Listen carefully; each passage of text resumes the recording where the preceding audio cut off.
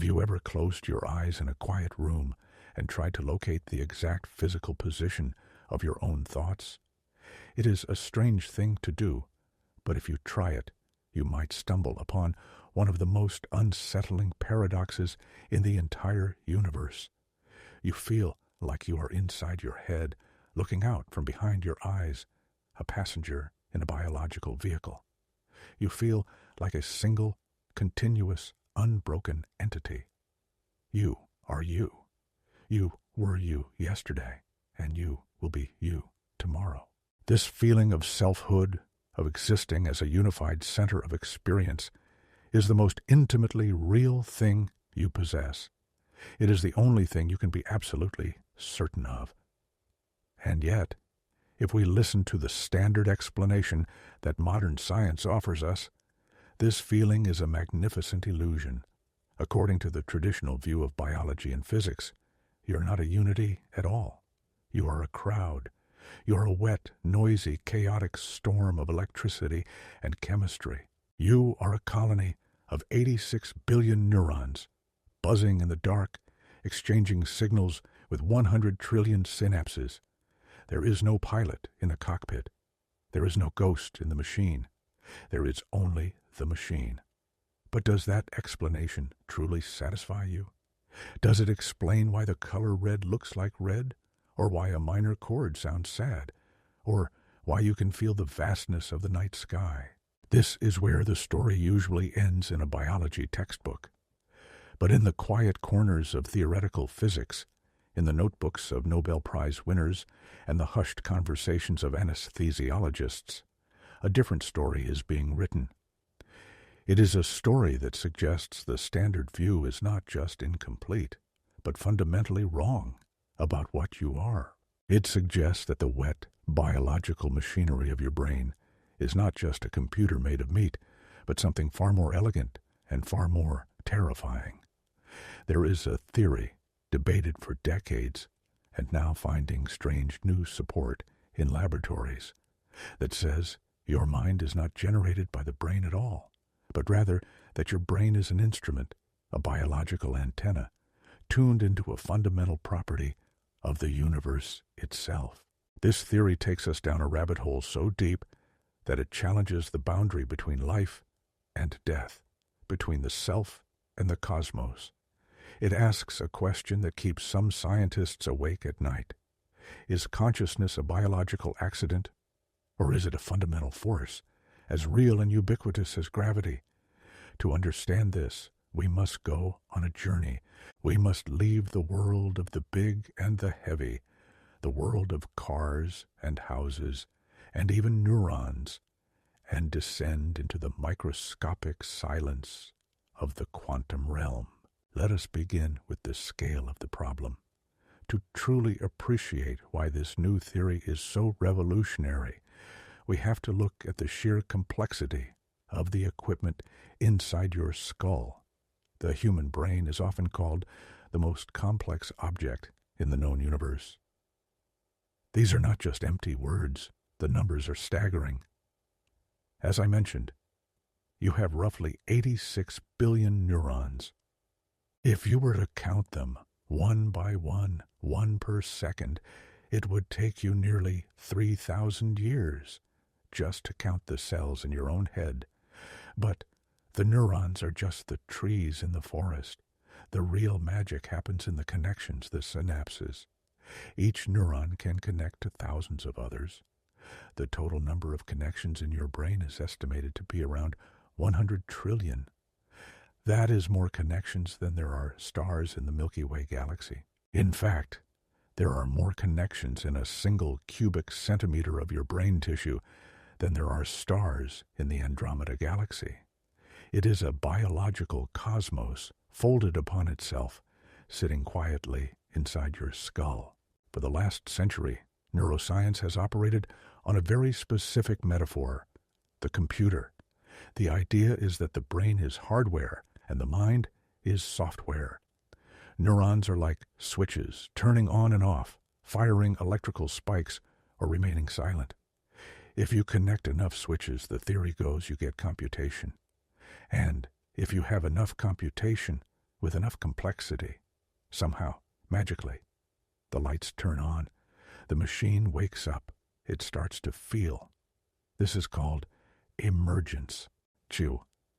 It is the idea that if you pile up enough dead matter and organize it in the right way, life and consciousness will simply appear, like steam rising from boiling water. It is a comfortable theory. It keeps everything neat and tidy. It keeps biology in one box and physics in another. But there is a problem, a very hard problem. In fact, philosophers call it the hard problem of consciousness. The problem is this. You can explain how the eye processes light. You can trace the photon hitting the retina, the electrical signal traveling down the optic nerve, the processing in the visual cortex. You can build a robot that does exactly the same thing, but you cannot explain why that processing feels like something. You cannot explain the redness of red. You cannot explain the subjective experience. You can describe the function, but you cannot explain the observer. Why doesn't the brain just process the data in the dark? Why does it need you to watch it? This gap, the unbridgeable canyon between the objective physical world and your subjective experience, is where the computer metaphor breaks down. Computers process information, but they do not feel pain. They do not feel joy. They do not wonder why they exist. They just crunch numbers. If the brain is just a wet computer, it should be dark inside. But it is not. It is filled with the light of awareness. And so, some scientists began to look deeper. They stopped looking at the neurons as the smallest unit of the brain and started looking inside the neurons. They began to wonder if the secret of consciousness was hiding in a place that traditional biology had ignored for decades. They looked down into the cellular skeleton, into the microscopic scaffolding that holds our cells together. They found a structure called the microtubule. If the neuron is a city, the microtubules are the streets, the cables, and the structural beams that hold the city up. They are long, hollow tubes made of a protein called tubulin. For a long time, biologists thought they were just structural, the bones of the cell. But when physicists started looking at them, they saw something else. They saw a crystal lattice. They saw a geometry that looked suspiciously like it could support something very strange. This brings us to Sir Roger Penrose. Roger Penrose is not a biologist. He is a mathematician and a physicist, a Nobel laureate who spent his career thinking about black holes and the fabric of space-time. He worked with Stephen Hawking. He is a giant of modern physics. And in the late 20th century, he did something very risky for his reputation. He suggested that the brain was not a computer at all. He argued that the human mind can do things that computers, no matter how powerful, can never do. We have intuition. We can understand truths that cannot be proven by algorithms. We have non-computational abilities. Penrose argued that since the brain can do things that computers cannot, the brain cannot simply be a classical computer. It had to be using a different kind of physics. It had to be using quantum mechanics. Now, mentioning quantum mechanics in biology is usually a good way to get laughed out of a room. Quantum mechanics is the physics of the very small atoms, electrons, photons. It is a world of magic and madness, where particles can be in two places at once, where things can pass through solid walls, where time flows backward and forward. We usually think of these effects as delicate, fragile things that only happen in ultra-cold laboratories near absolute zero. The brain, by contrast, is a warm, wet, noisy soup. It is the last place you would expect to find delicate quantum states. Most physicists argued that any quantum effect in the brain would disappear instantly, washed away by the thermal noise of the body. They said it would be like trying to keep a snowflake frozen inside a blast furnace. It shouldn't work. It shouldn't be possible.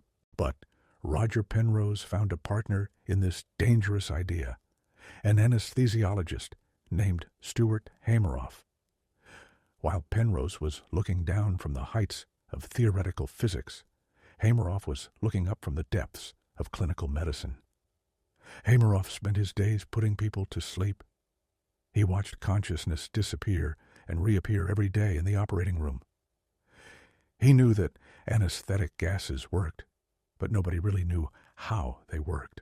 They are simple molecules, yet they can turn off the mind without killing the brain. Hameroff discovered that these anesthetic gases seem to target the microtubules inside the neurons. When the anesthesia locked onto the microtubules, consciousness vanished.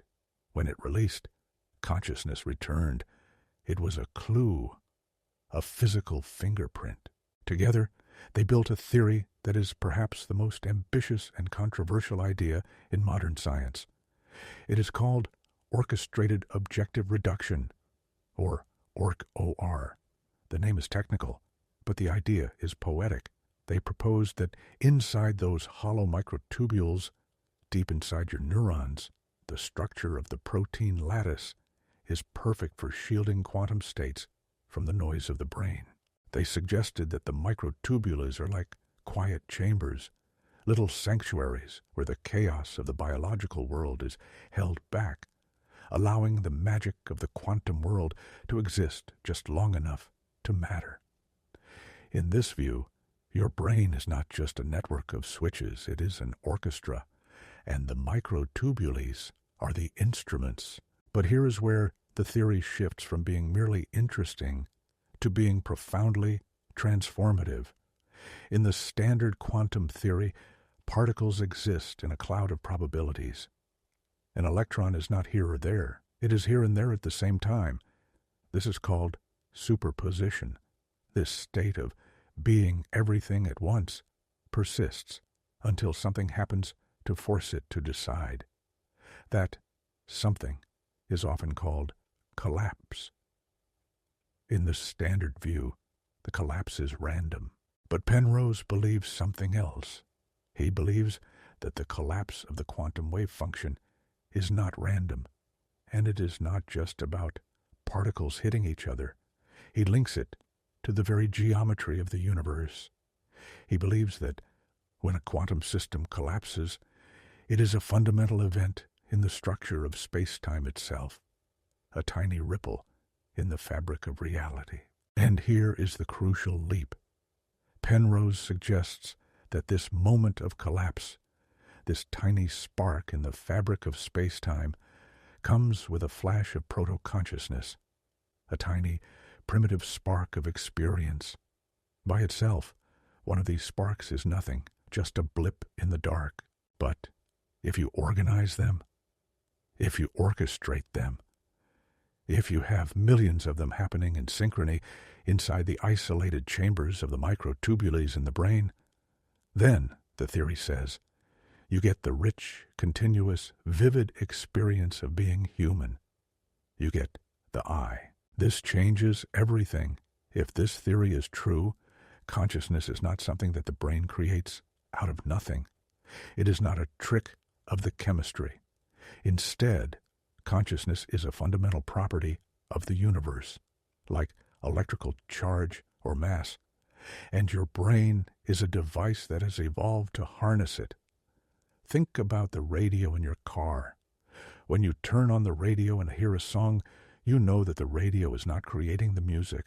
The music is in the air, in the electromagnetic waves that surround you constantly. The radio is just a machine complex enough to catch the waves and turn them into sound. If you smash the radio, the music stops, but the signal is still there. The signal remains. This perspective offers a startling answer to the question of who you are. It suggests that you are a localized occurrence of a universal process. You are a momentary focusing of the cosmic lens. The you that feels so separate, so isolated behind your eyes, is actually a connection point to the fundamental geometry of the universe. It means that the separation between the inside of your mind and the outside of the world is an illusion. At the quantum level, down in the silence of the microtubules, you are woven into the same fabric that makes up the stars and the empty space between them. But there is a darker, more vertigo-inducing implication to this idea. If consciousness arises from the collapse of quantum states in the structure of space-time, and if the universe is filled with quantum events, then what does that say about the universe itself? Does it mean the universe is, in some rudimentary way, awake? If the basic unit of consciousness is a fundamental physical event, then we are not lonely observers in a dead cosmos. We are sophisticated ripples in a living ocean. This is the thought that terrifies the strict materialist. The possibility that the universe is not a machine, but a mind, or at least the raw material of a mind. As we lie here in the dark, contemplating this, we have to ask ourselves, why does this theory feel so frightening and yet so comforting? Perhaps it is because it dismantles the ego. It tells us that we are not special because we are separate. We are special because we are connected. It tells us that the buzzing activity of our 86 billion neurons is not just keeping us alive. It is keeping us tuned in. It is orchestrating a connection to the very bedrock of reality. We are the universe organizing itself to feel. But how could such a thing actually work? How can a wet, warm tube of protein inside a cell possibly hold onto a quantum state? How can it resist the chaotic storm of the body's heat? For years, critics said this was impossible. They said the math didn't add up. They said the quantum states would decohere, fall apart, in a fraction of a nanosecond, far too fast to be useful for the brain. The theory was dismissed as fantasy, a beautiful dream with no evidence. But science is a patient discipline, and recently, new experiments have begun to detect something strange happening in the microtubules, something that looks suspiciously like a quantum beat, something that suggests the impossible might be happening inside you right now. In the trillions of cells that make up your body, the silence of the quantum realm is not empty. It is waiting. And in the next chapter, we will descend further. We will look at the specific machinery of this biological quantum computer. We will look at the ghosts that might be living in the machine. We will ask how a chemical can turn off the soul, and what that tells us about where the soul goes. We are standing at the edge of a new understanding of life, peering into a depth that is both infinitesimally small and infinitely vast. The journey into the quantum mind has just begun. Let us drift deeper into the mystery. If you have ever undergone surgery, you know that the moment the anesthesia takes hold is unlike any other experience in human life. It is not like falling asleep. When you sleep, your mind wanders. It dreams. It retains a sense of the passage of time. You might wake up feeling groggy, but you know that hours have passed. You know that you existed while your body rested. But anesthesia is different. It is a vanishing act. One moment you are there, listening to the rhythmic beep of the monitor and the quiet shuffle of the nurses, and the next moment, without a transition, without a fade, without a dream, you are simply gone. The universe ceases to exist. There is no blackness, no silence, no waiting. There is simply a gap in the record of reality. And then, just as suddenly, you are back. You open your eyes, and the world rushes in to fill the void. It feels as if no time has passed at all. Yet the clock on the wall tells you that hours, perhaps days, have been stolen from your existence. This phenomenon This reversible oblivion is the central clue that led Stuart Hameroff to question the very nature of the soul. For decades, medicine has used anesthetic gases to turn off consciousness, yet for most of that history, we had no real idea how they worked. We knew that they worked, which was enough for the surgeons, but the how remained a terrifying gap in our knowledge. If the brain is just a computer, and consciousness is just the software running on the neuronal network, then anesthesia should work like pulling the plug or scrambling the code. But it does not simply shut down the electrical activity of the brain. The brain under anesthesia is still active. The neurons are still firing. The heart is still beating. The sensory signals from your ears and your skin are still traveling up the spinal cord and reaching the brain. The computer is on. The power is running. But the monitor is dark. The observer has left the building. This brings us back to the microtubules, those elegant hollow cylinders stacked inside your neurons, like the pipes of a microscopic organ. When scientists began to study exactly where anesthetic molecules go when they enter the brain, they found something that startled them.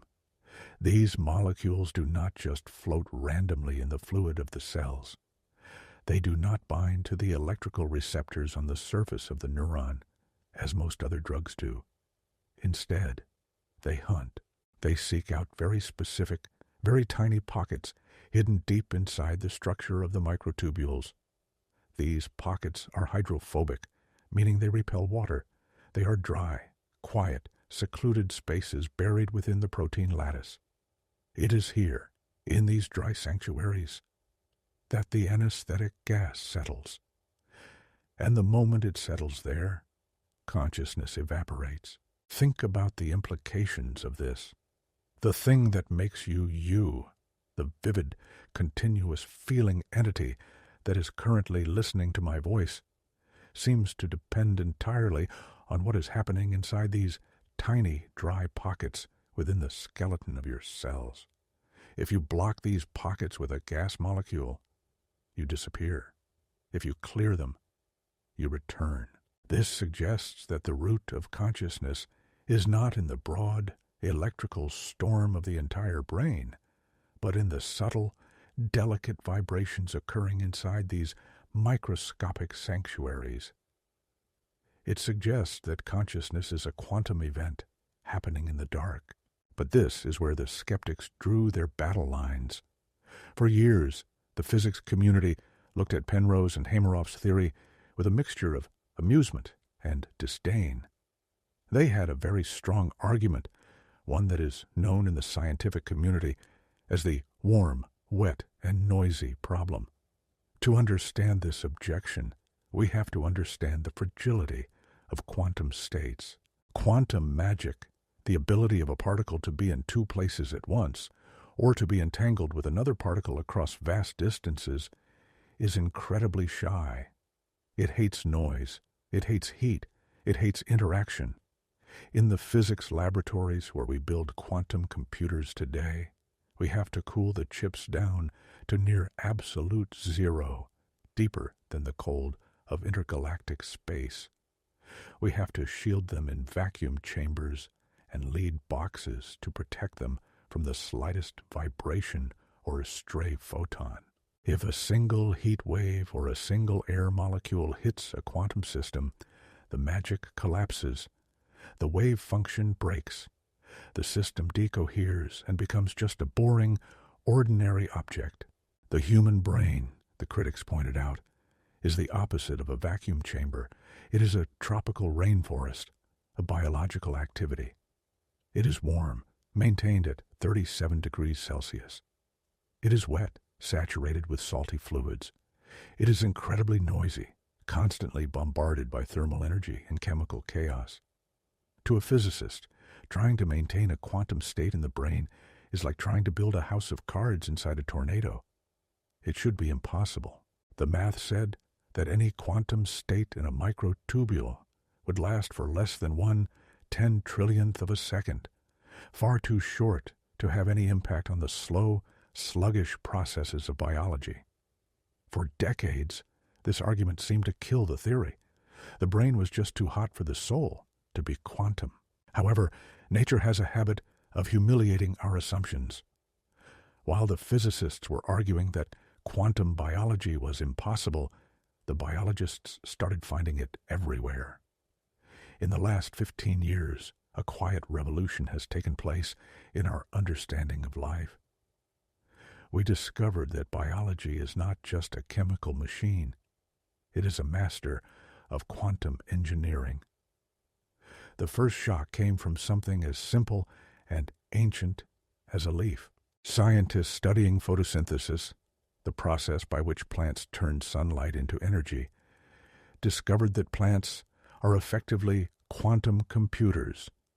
When a photon of light hits a leaf, it needs to find its way to the reaction center to be turned into food. If it just bounced around randomly, it would lose energy and the plant would die. Instead, the photon seems to take every possible path to the reaction center simultaneously. It uses quantum superposition to find the most efficient route instantly. This happens in warm, wet, messy biological systems, in every blade of grass in your backyard. If a blade of grass can maintain a quantum state to feed itself, is it so ridiculous to think that the human brain, the most complex object in existence, might have evolved to do something similar? This discovery forced the critics to pause. The impossible was happening in the garden. Then, we found it in the birds. The European robin, a small and humble bird, navigates during migration by sensing the Earth's magnetic field. It turns out that the bird has a protein in its eye that uses quantum entanglement to see the magnetic field lines. The bird is flying on quantum wings. Life, it seems, learned how to handle the warm, wet, and noisy environment billions of years ago. It learned to create quiet zones, little protected pockets where the quantum coherence could survive. This brings us back to the hydrophobic pockets in the microtubules. Penrose and Hameroff argued that these pockets are the brain's version of the vacuum chamber. Because they repel water, they create a dry, isolated environment inside the wet neuron. They are shields. Inside these pockets, the electrons can dance in quantum synchronization, protected from the thermal storm raging outside. The structure of the microtubule itself is mathematically precise, following the Fibonacci sequence, a pattern of spiral geometry that appears everywhere in nature, from sunflowers to galaxies. This geometry might allow the microtubules to resonate, to ring like a bell, but at frequencies far higher than anything we can hear. And then, in a laboratory in Japan, a scientist named Anirban Bandyopadhyay did something that changed the conversation again. He inserted tiny probes into a single neuron and listened to the microtubules. He found that they were not silent structural bones. They were humming. They were conducting electricity. And most importantly, they were resonating at specific frequencies, kilohertz, megahertz, gigahertz. When he applied a specific frequency to the microtubule, it became a superconductor, allowing energy to flow without resistance. He found that the entire network of microtubules inside a cell could synchronize, vibrating in unison like a vast orchestra hitting a single, perfect note. This discovery provided the heartbeat that the Orkor theory needed. It suggested that there is a layer of information processing happening inside the neuron, far below the level of the chemical spikes we usually measure. It suggests that your brain is effectively a fractal computer. The big neurons fire in slow chemical waves, but inside them, the microtubules are vibrating in fast quantum rhythms, and inside them, the electron clouds are dancing in timeless quantum superposition. It is wheels within wheels within wheels. But what does this vibration actually do? How does a vibrating tube of protein create the feeling of love, or the smell of coffee, or the terror of existence? Penrose's answer is that these quantum vibrations are reaching out to the fundamental structure of the universe. Remember the idea that consciousness is a property of space-time geometry? The theory suggests that when the microtubules vibrate in quantum superposition, they are essentially testing different shapes of reality. They are exploring multiple possibilities of the future simultaneously.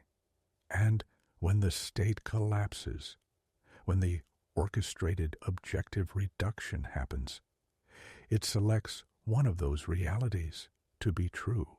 That moment of selection, that collapse from possibility to actuality, is the spark of conscious experience. It implies that consciousness is the bridge between the quantum world of potentials and the classical world of facts.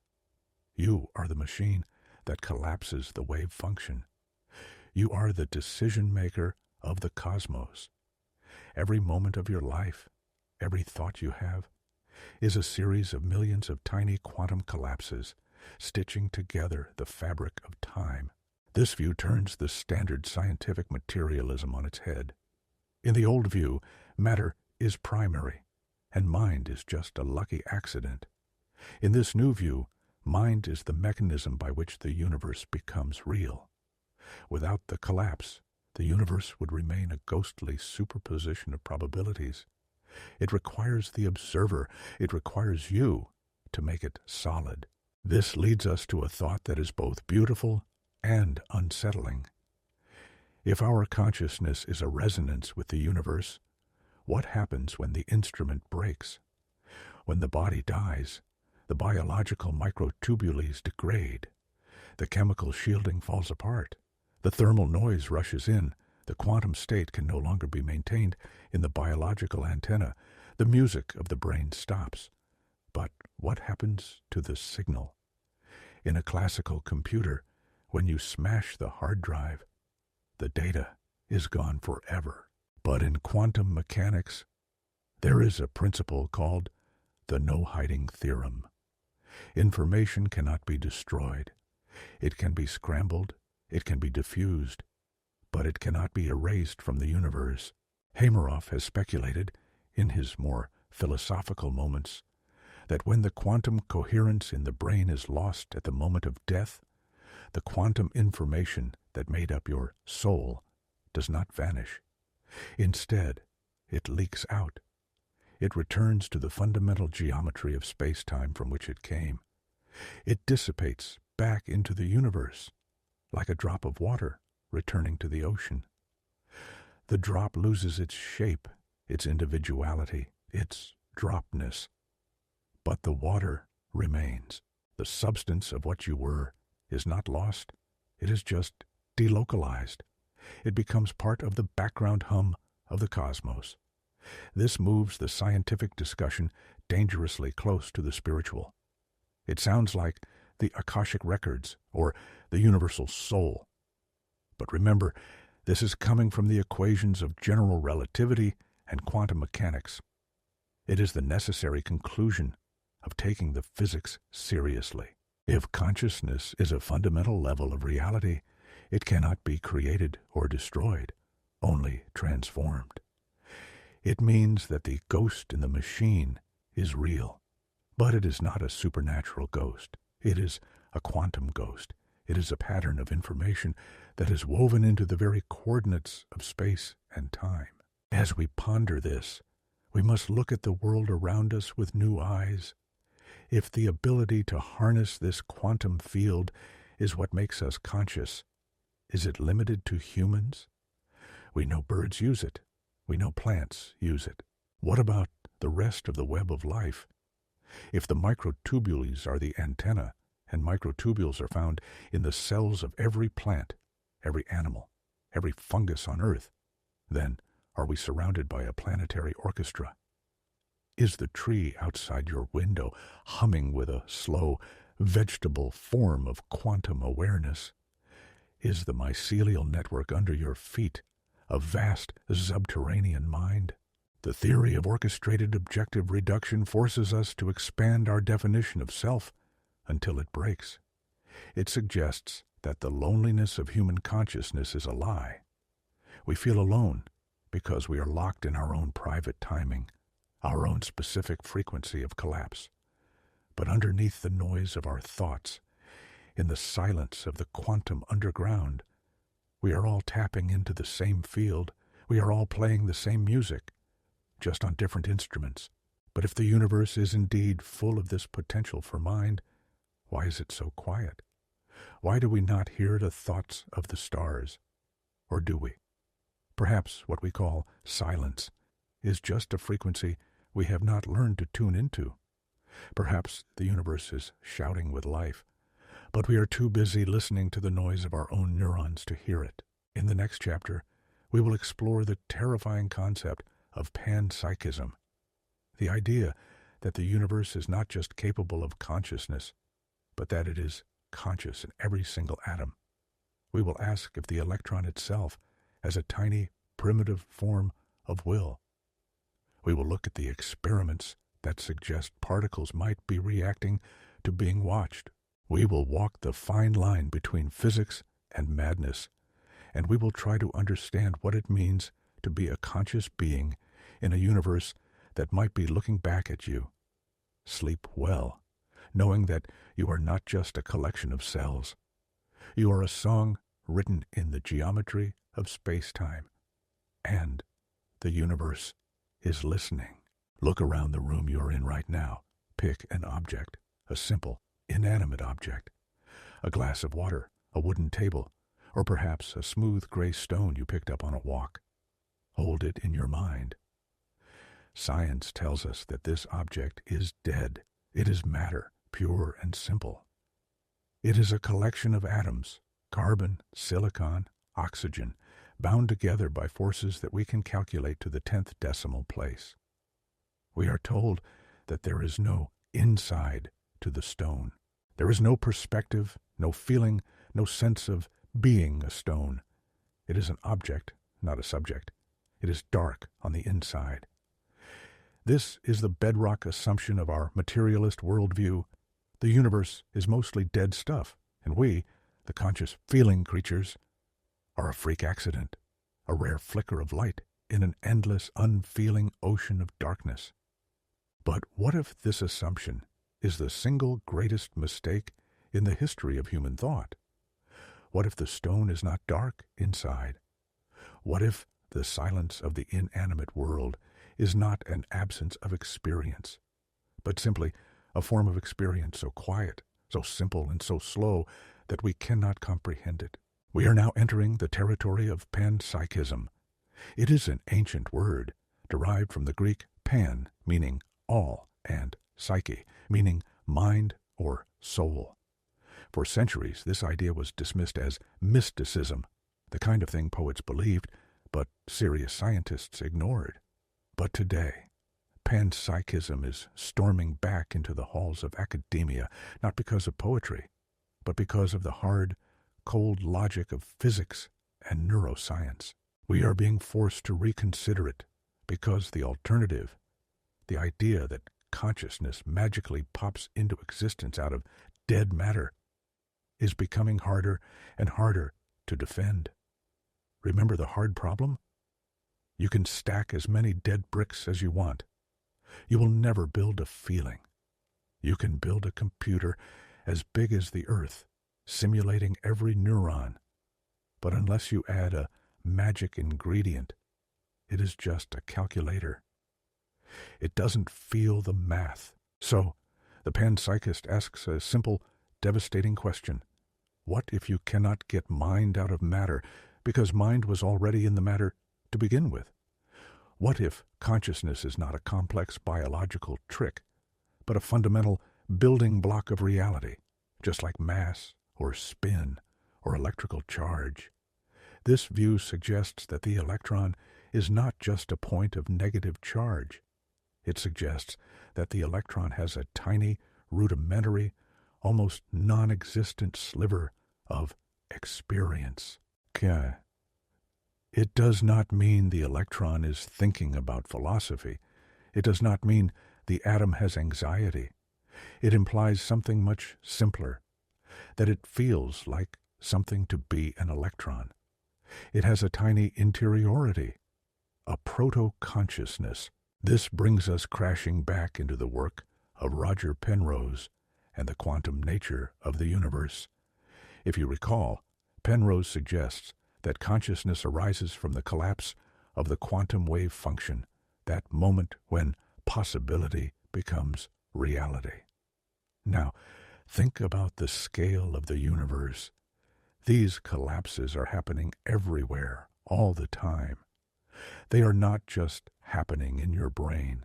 They are happening in the air around you, in the heart of the sun, in the cold dust of interstellar space. Wherever a quantum system becomes isolated enough to form a superposition and then interacts with the environment to collapse, there is a bing, a tiny momentary spark of existence. In the standard view, these random collapses in the environment are just noise. They are meaningless. But in the Penrose-Hameroff view, each one of these collapses is a moment of proto-consciousness, a flicker of feeling. This changes the picture of our stone completely. The stone is not a single conscious entity like you. It does not have a stone mind. Instead, it is a swarm of trillions upon trillions of tiny, disconnected, fleeting moments of proto-experience. It is a crowd of isolated sparks. The reason the stone doesn't talk to you, the reason it doesn't seem to have a unified soul, is not because there is no consciousness there. It is because there is no orchestration. This is the crucial distinction that saves this theory from sounding like a fairy tale. The difference between you and the stone is not that you have consciousness and the stone has none. The difference is structure. In the stone, the quantum events are random, chaotic, and disconnected.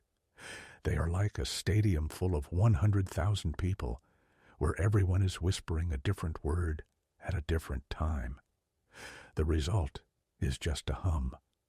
White noise. There is no unified message. There is no I to hear it.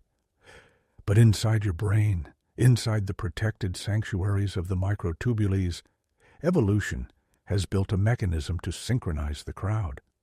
The brain entangles the quantum states. It forces billions of particles to dance in lockstep. It is like that same stadium, but now a conductor steps up, raises a baton, and all 100,000 people sing the same note at the exact same instant. That unified chant, that massive, coherent roar of synchronized collapse, is you. You are not a different substance than the rock. You are just a better song. This idea leads us to the most famous and baffling experiment in the history of physics, the double-slit experiment. You have likely heard of it. If you fire electrons at a wall with two slits, and you do not watch them, they behave like waves. They go through both slits at once, interfering with themselves. They exist in superposition. But the moment you put a detector there, the moment you look, they snap back into being particles. They choose one path. For 100 years, physicists have argued about what constitutes an observer. Does it have to be a human, a cat, a camera? But if panpsychism and the OR theory are correct, the definition of an observer changes radically. It suggests that the universe is constantly observing itself. The electron knows it is being watched because the interaction forces a collapse, and that collapse is an experiential event. This leads to the free will theorem proposed by mathematicians John Conway and Simon Kochen.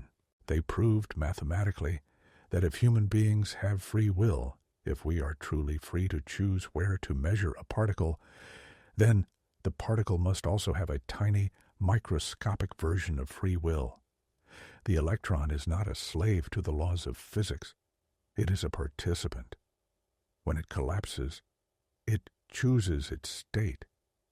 It is a tiny, primitive act of volition. Imagine the vertigo of this realization. We tend to think of the universe as a stage, a dead wooden platform upon which the drama of life is performed. We think the stage doesn't care. We think the atoms are just scenery. But this theory suggests the stage is made of the same stuff as the actors. It suggests that the entire cosmos is a seething ocean of will and feeling, mostly chaotic, mostly disconnected, but fundamentally alive in the most basic sense of the word. It implies that we are not strangers here. We are not accidents. We are the moments where the universe wakes up to itself. There is a terrifying beauty in this. It means that when you look up at the night sky, you are not looking into an abyss of nothingness. You are looking into a presence. The silence of space is not the silence of death. It is the silence of a held breath. It is a silence full of potential. The vast clouds of hydrogen gas floating in the void are not just gas. They are fields of proto-experience waiting for gravity to pull them together, waiting for the pressure to build, waiting for the fusion to ignite, and perhaps waiting for the evolution of a brain to organize them into a complex thought. But if the universe is alive in this way, does it have a memory? If every quantum collapse is a moment of experience, where does that experience go? We touched on this briefly before, the idea that information cannot be destroyed. Now, we must deepen that thought. In standard physics, time is just a coordinate. The past is fixed. The future is determined, or probabilistic. And the now is an illusion.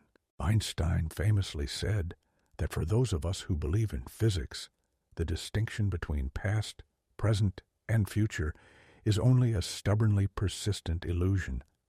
But our experience tells us otherwise. We feel the flow of time. We feel the now sliding forward, eating the future, and leaving the past behind.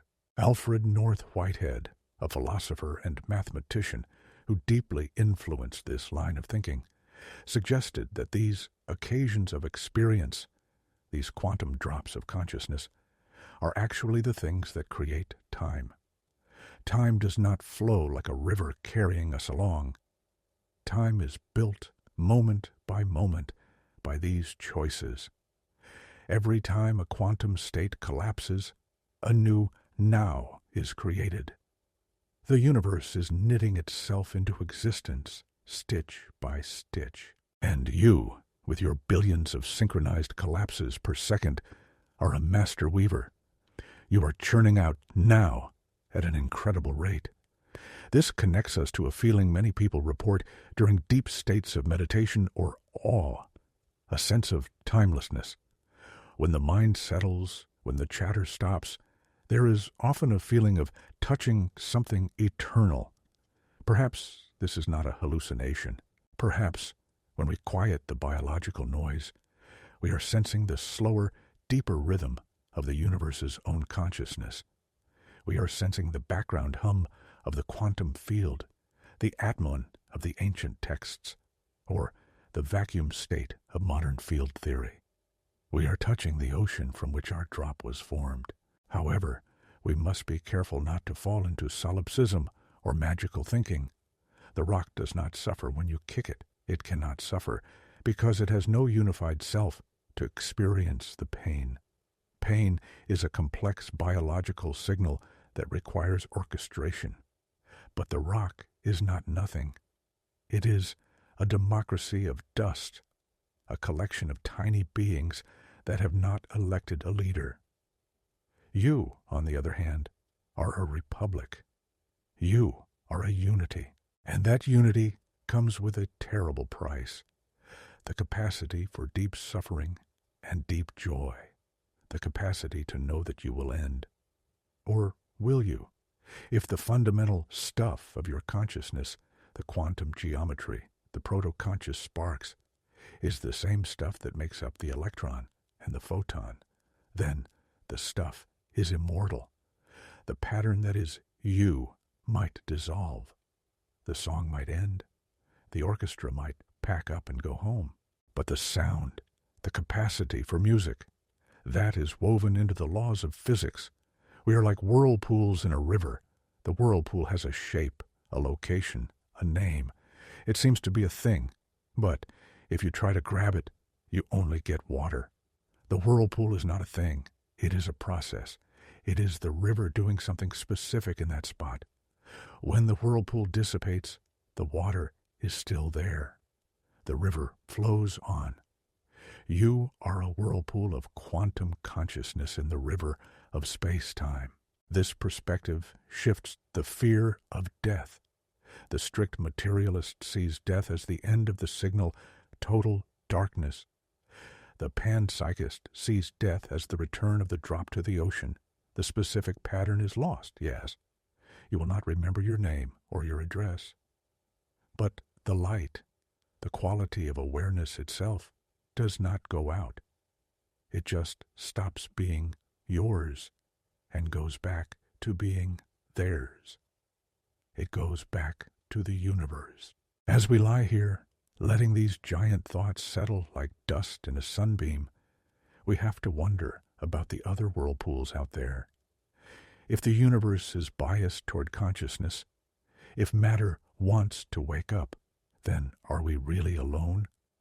We look for radio signals from other civilizations, searching for technology. But perhaps we should be looking for something else.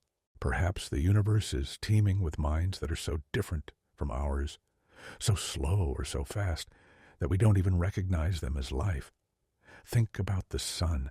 It is a massive ball of plasma governed by complex magnetic fields and quantum fusion reactions. It has complex loops and feedbacks. It lasts for billions of years. Is it possible, just possible, that the sun has a form of consciousness? Not a human mind, not a brain, but a slow, vast, stellar awareness? Some physicists have seriously proposed that complex plasma structures could harbor information processing. Could the stars be thinking in centuries while we think in milliseconds? It is a thought that makes the daylight feel different. It makes the sun on your face feel like a gaze. But there is a trap here. If everything is conscious, then is the word conscious even useful? If the word applies to everything from a neutrino to a neuron, does it lose its meaning? This is the challenge.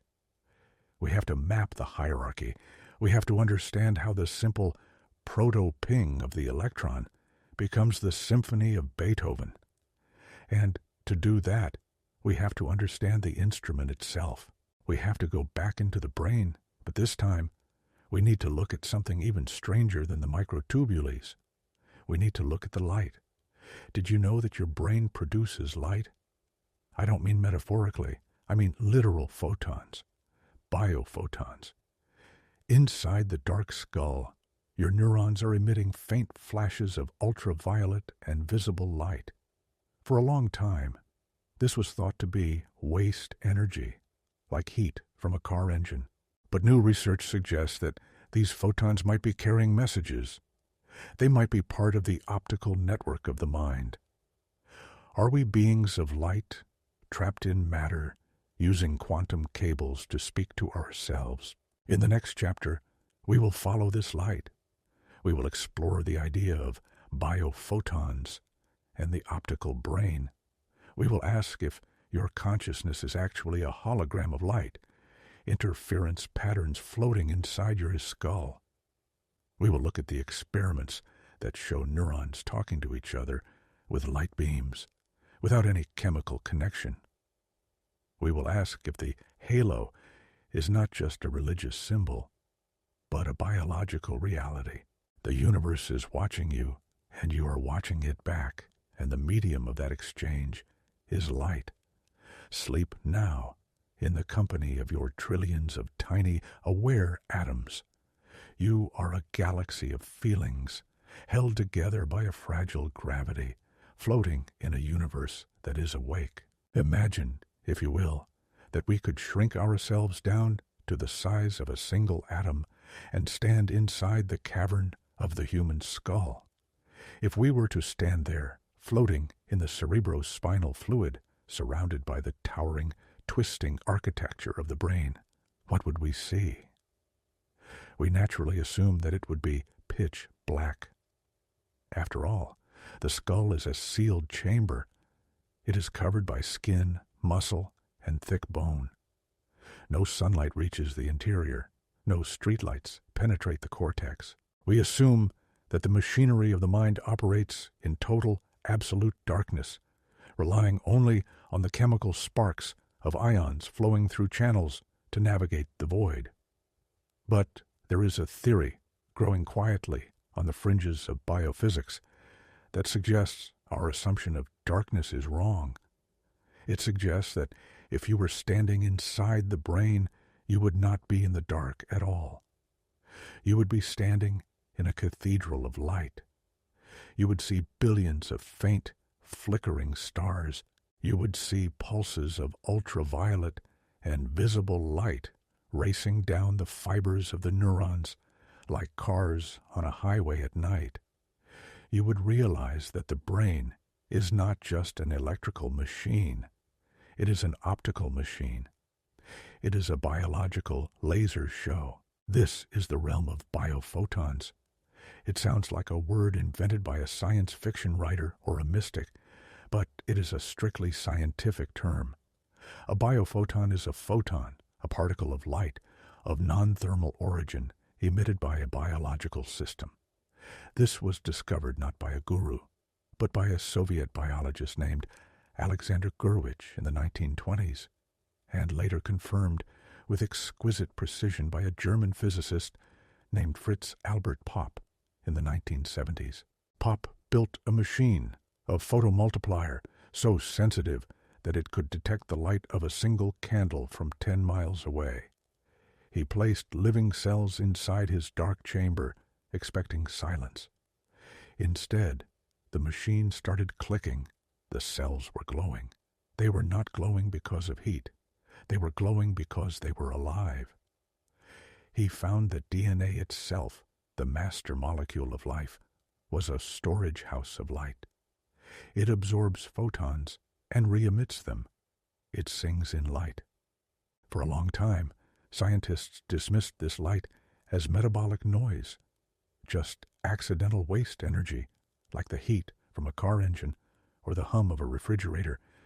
They said it didn't mean anything. But as we looked closer, patterns began to emerge. The light was not random. It was coherent. Coherence is a physics term that means the light waves are marching in step, like soldiers, rather than a chaotic crowd. A laser is coherent light.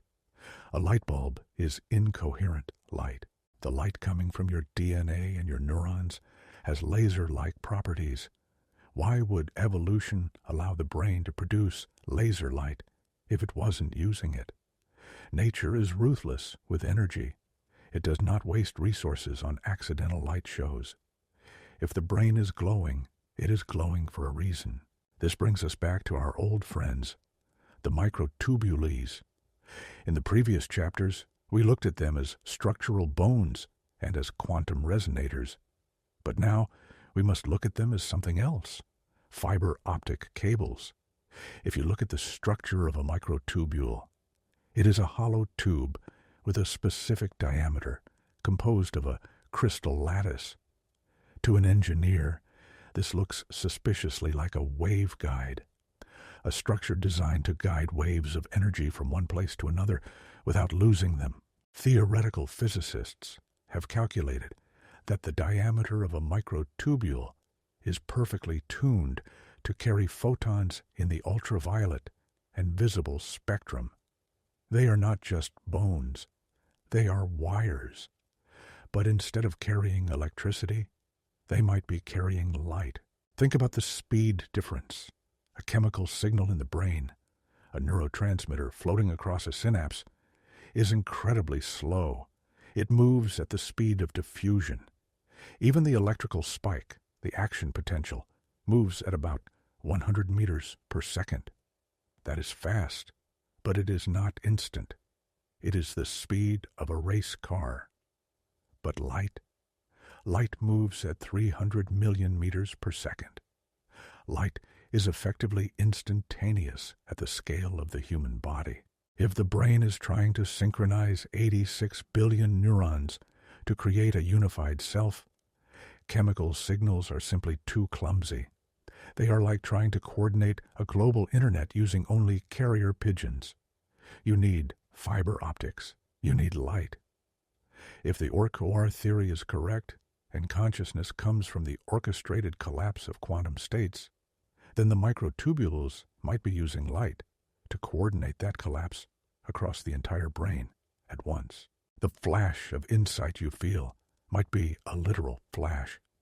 This optical network leads us to an even more mind-bending concept, the holographic brain.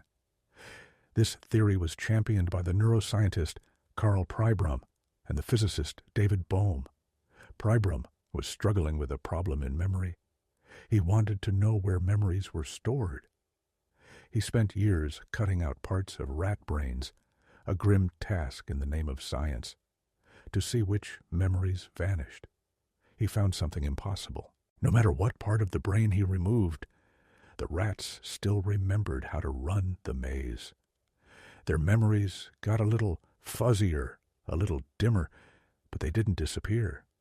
It wasn't like cutting a tape where you lose a specific song. It was like the memory was distributed everywhere at once. There is only one thing in the physical world that behaves like this: a hologram. If you have a holographic film of an apple and you shine a laser through it, you see a 3D apple. If you take a pair of scissors and cut the film in half and shine the laser through the half, you don't see half an apple. You see the whole apple, just a little bit fuzzier. You can cut the film into tiny squares, and each tiny square still contains the image of the whole apple. The information is not local. It is non-local. It is distributed across the entire interference pattern.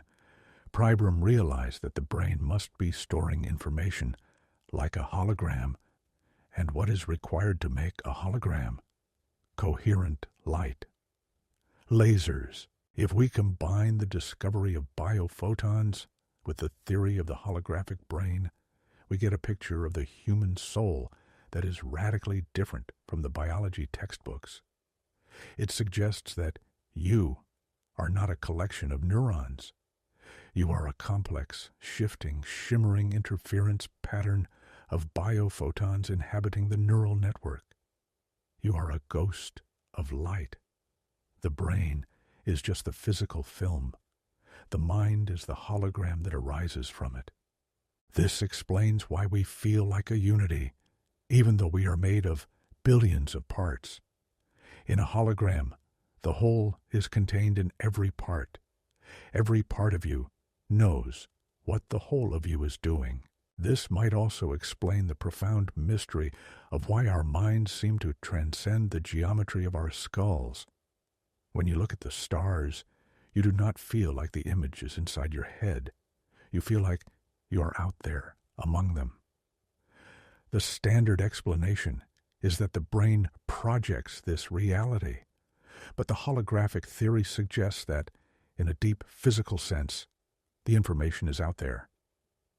David Bohm argued that the entire universe is a hologram, the hollow movement. He believed that what we see as solid objects and empty space is just the explicate order, the unfolded reality. But underneath it, there is the implicate order, the enfolded reality, where everything is connected to everything else, just like the information in the holographic film. If your brain is a holographic receiver tuning into a holographic universe, then the boundary between in here and out there dissolves completely. Your consciousness is a frequency. It is a song of light interacting with the light of the cosmos. This gives a new and startling meaning to the ancient depictions of halos.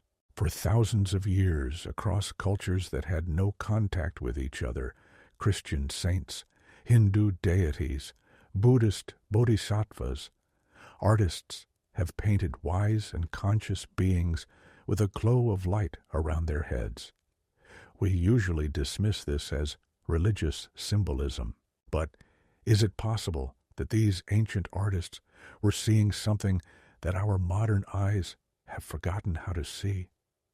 Is it possible that when consciousness reaches a certain level of coherence, a certain level of intensity, the biophoton emission becomes strong enough to be visible? Maybe the halo is not a symbol of holiness, but a symptom of high-energy quantum coherence. A biological laser spillover.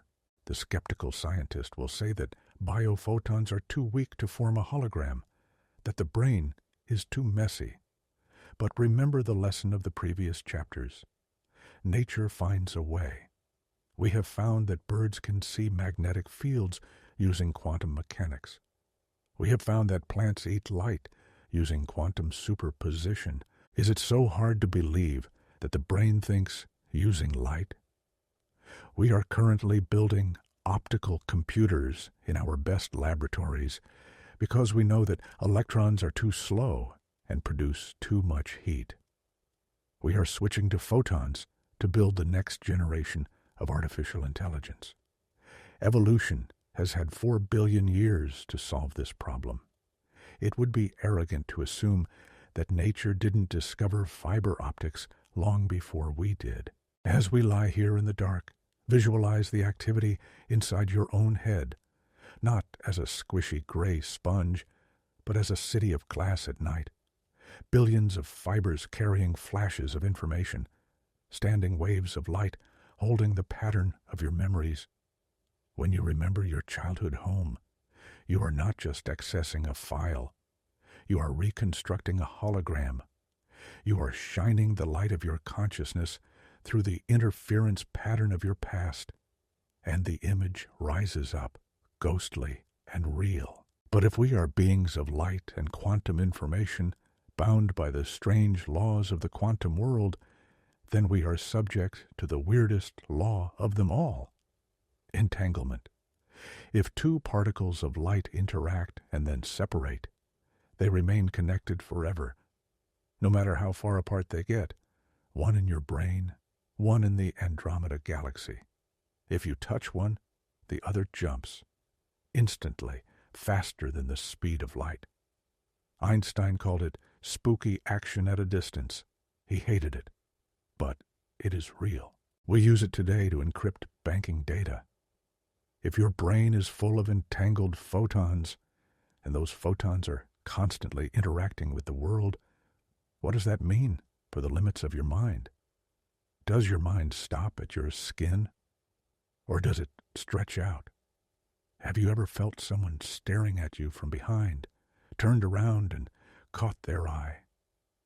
Have you ever thought of a friend you haven't seen in years, and then the phone rings, and it is them? We call this coincidence. We call it telepathy and file it under fiction.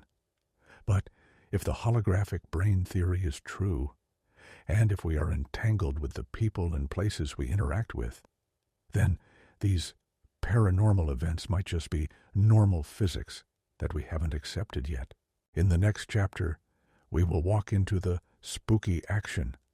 We will look at the experiments that suggest human minds might be entangled with each other. We will look at the data that suggests our intentions can change the physical world at a distance. We will ask if love is just a biological word for quantum entanglement. We will explore the possibility that we are not isolated individuals, but nodes in a vast planetary mind that is thinking thoughts too big for any one of us to understand. The darkness of the skull is an illusion. You are a lighthouse. You are a projector. You are a being of coherent light, weaving a reality out of the void. Rest now, and let your light dim to a soft glow, recharging for the mysteries of tomorrow. Have you ever had the feeling that you knew who was calling you before you even looked at the phone? Or perhaps you have been sitting in a crowded cafe, absorbed in a book, when suddenly you felt a prickle on the back of your neck, an undeniable sensation of being watched. And you turned around to lock eyes with a stranger who was staring right at you. We have all experienced these moments. We usually brush them off as coincidences, as statistical flukes, or perhaps as the overactive imagination of a primate brain trained to look for predators in the tall grass. We tell ourselves that we are isolated islands of consciousness, locked inside our skulls, separated from one another by miles of air and space. We believe that for a thought to travel from me to you, it must be spoken, written, or signaled. It must cross the physical distance. But what if the distance is a lie? What if the space between us, that vast empty gulf that seems so real, is actually an illusion generated by our limited senses? There is a phenomenon in physics that suggests that separation is not the fundamental rule of the universe. It suggests that under the surface of the visible world, there are invisible threads connecting things across space and time, threads that ignore the laws of distance entirely. It is a phenomenon so strange that it terrified Albert Einstein. He refused to believe it could be true. He called it spooky action at a distance. But today, we know it by a different name: quantum entanglement. To understand why this idea changes everything about human relationships, we must go back to a gentle argument between giants. In the 1930s, the golden age of physics, Albert Einstein was engaged in a polite but intense debate with Niels Bohr, the father of quantum mechanics. Einstein was a realist. He believed that the universe was solid, predictable, and local. Local means that things can only affect their immediate neighbors. If you want to move a cup, you have to touch it. If you want to signal a friend on Mars, you have to send a radio wave, and that wave has to travel at the speed of light. Nothing, Einstein argued, can travel faster than light. That is the cosmic speed limit. If information could travel instantly, the concept of cause and effect would break down. The universe would be chaos. But the equations of quantum mechanics were whispering something else. They were suggesting that if two particles, let us call them electrons, interact with each other and then separate, they become mathematically linked. They become entangled. They stop being two separate objects and become a single object stretched over space. If you take one electron and send it to the other side of the galaxy, and you keep the other one here on Earth, they are still one thing. If you measure the electron on Earth and find that it is spinning up, the electron on the other side of the galaxy will instantly, essentially at that exact moment, snap into a state of spinning down. It happens instantaneously, faster than light, as if the millions of light years of space between them did not exist at all. Einstein hated this. He argued that it was impossible. He said that the particles must have agreed on their spin before they separated, like a pair of gloves in boxes. If you open one box and find a left glove, you know the other box contains a right glove. No magic is required. The information was there all along. He called this hidden variables. He spent the rest of his life trying to prove that the universe was local. That spooky action was a mistake in the math. He died believing that the universe made sense. But in 1964, a physicist named John Bell came up with a way to test it. He realized that if Einstein was right, the gloves scenario, the statistics would look one way. If quantum mechanics was right, the magic connection scenario, the statistics would look different. It took another 20 years for the technology to catch up. But in the 1980s, a French physicist named Alain Aspect finally ran the experiment. The results were unequivocal. Einstein was wrong. The universe is not local. The particles do not have hidden variables. They really are communicating, or rather, they are connected instantly across any distance. The space between them is not a barrier. In the quantum realm, distance is irrelevant. Now, let us bring this back to the biology of the mind. Remember the previous chapters? We discussed how the brain might be a quantum computer using microtubules to shelter quantum states. We discussed how consciousness might be a holographic pattern of light. If your brain is operating on quantum principles, then it is subject to the laws of entanglement. This leads to a staggering possibility.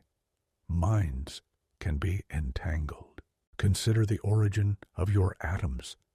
13.8 billion years ago, at the moment of the Big Bang, all the matter and energy in the universe was compressed into a single point, a singularity. Every electron, every quark, every photon that exists today was, for a brief moment, touching every other particle. They were all part of the same primordial soup. They were all entangled. Then, the universe exploded outward, inflating faster than we can comprehend, scattering that matter across billions of light years. But in quantum mechanics, once particles are entangled, they remain entangled until something interacts with them deeply enough to break the link. This leads to a poetic, yet scientifically grounded hypothesis. If everything was once one thing, then on some deep, fundamental level, everything is still connected. The universe is not a collection of separate objects. It is a single, vast, entangled web. The separation we see is just the explicate order, the surface appearance.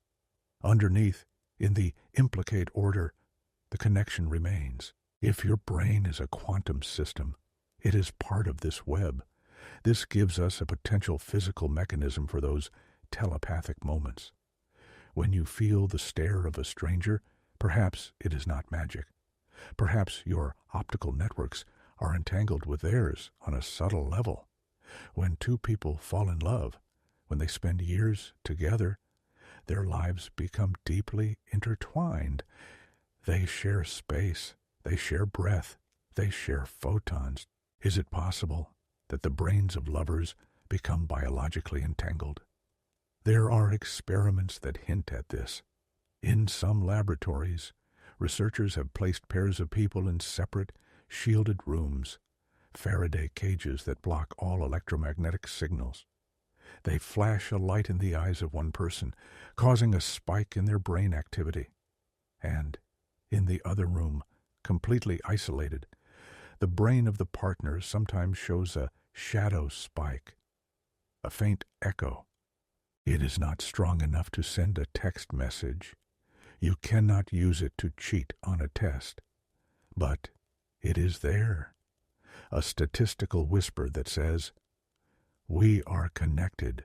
This concept redefines what we mean by love. We usually think of love as an emotion, a chemical cocktail of dopamine and oxytocin designed to make us reproduce. And on one level, it is. But on a quantum level, love might be the subjective experience of entanglement. It might be what it feels like to have your wave function overlap with someone else's. When you say, "I feel like a part of me is missing," after a breakup, you might be speaking a literal truth. A part of your quantum system was entangled with them, and now that connection is being torn or decohered. The pain of grief is the pain of a quantum rupture. But let us stretch this further. If we are entangled with other people, are we also entangled with the environment? Many indigenous cultures have believed for thousands of years that the human mind can communicate with the land, with animals, with the weather.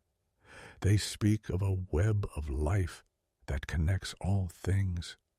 Western science dismissed this as animism.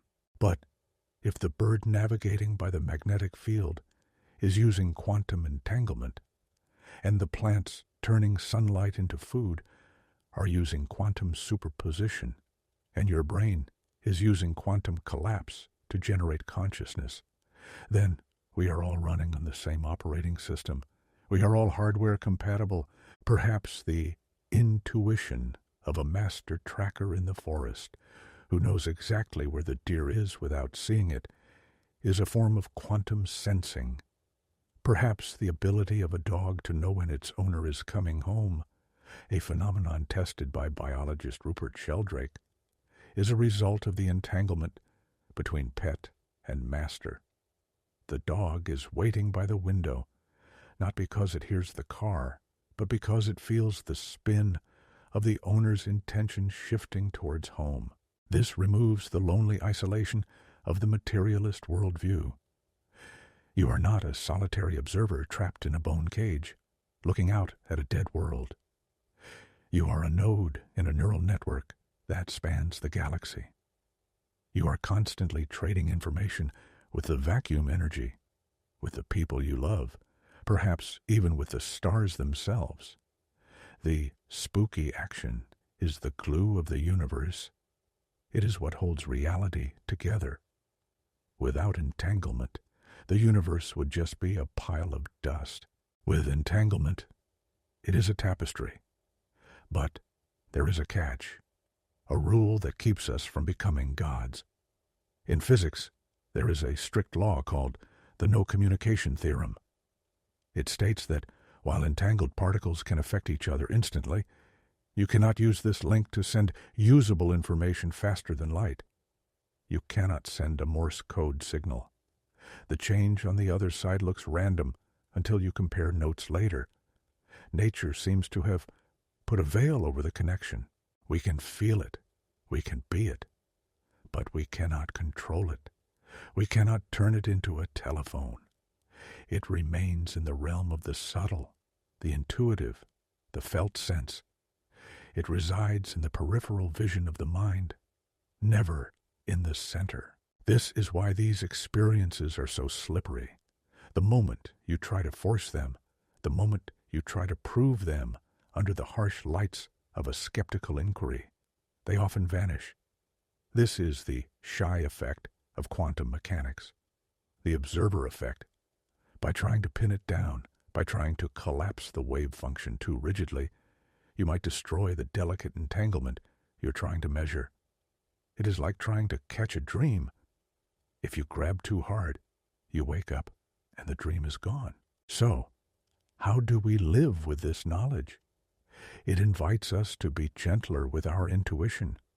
It invites us to pay attention to the quiet nudges, the feelings of connection, the sudden thoughts of distant friends. It invites us to respect the invisible threads. When you feel a sudden wave of sadness for no reason, pause and wonder, is this mine? Or am I picking up a tremor in the web? When you feel a sudden burst of joy, who are you sharing it with? This view also brings a deep comfort regarding our place in the cosmos. If we are entangled with the universe, we can never truly be cut off. We can never truly be alone. Even in the deepest isolation, in the darkest prison cell, or floating in the void of space, the particles of your body are humming in resonance with the rest of creation. You are anchored to the whole. You are a child of the Big Bang, and the family ties have never been broken. But if space is an illusion, what about time? Entanglement suggests that space, distance, is not a barrier. But strange experiments in the last decade have suggested that time is also not what we think it is. Can entanglement reach backward in time? Can the future affect the past? There is a theory called retrocausality, which suggests that your consciousness right now might be influencing things that happened yesterday. It suggests that the arrow of time is not a one-way street, but a two-way conversation. In the next chapter, we will step into the river of time. We will look at the experiments that seem to show human hearts reacting to images before they are shown. We will look at the delayed choice quantum eraser, an experiment that breaks the linear flow of history. We will ask if precognition is just memory running in reverse. We will explore the possibility that you have already lived your future and that your déjà vu is a glitch in the quantum loop. For now, close your eyes and feel the space around you. Feel the invisible threads radiating out from your heart, passing through the walls, crossing the oceans, touching the people you love. You are not small. You are as wide as the universe. You are the spooky action. You are the distance and the bridge. There is a river that flows through your life, a relentless, invisible current that carries you from the cradle to the grave. We call it time. We feel it in the beating of our hearts, in the rising and setting of the sun, and in the slow, steady aging of the world around us. We are taught from the moment we are born that this river flows in only one direction. The past is a frozen block of history, unchangeable and dead. The future is a blank mist of possibility, unformed and waiting to be written. And we, the conscious observers, are trapped in the razor-thin slice of the now, constantly being pushed forward into the unknown. We believe that cause always comes before effect. You drop the glass, and then it shatters. You push the swing, and then it moves. The arrow of time seems to be the most fundamental law of our existence. But what if I told you that in the quiet, subatomic basement of the universe, this law does not exist? What if the river of time can flow upstream?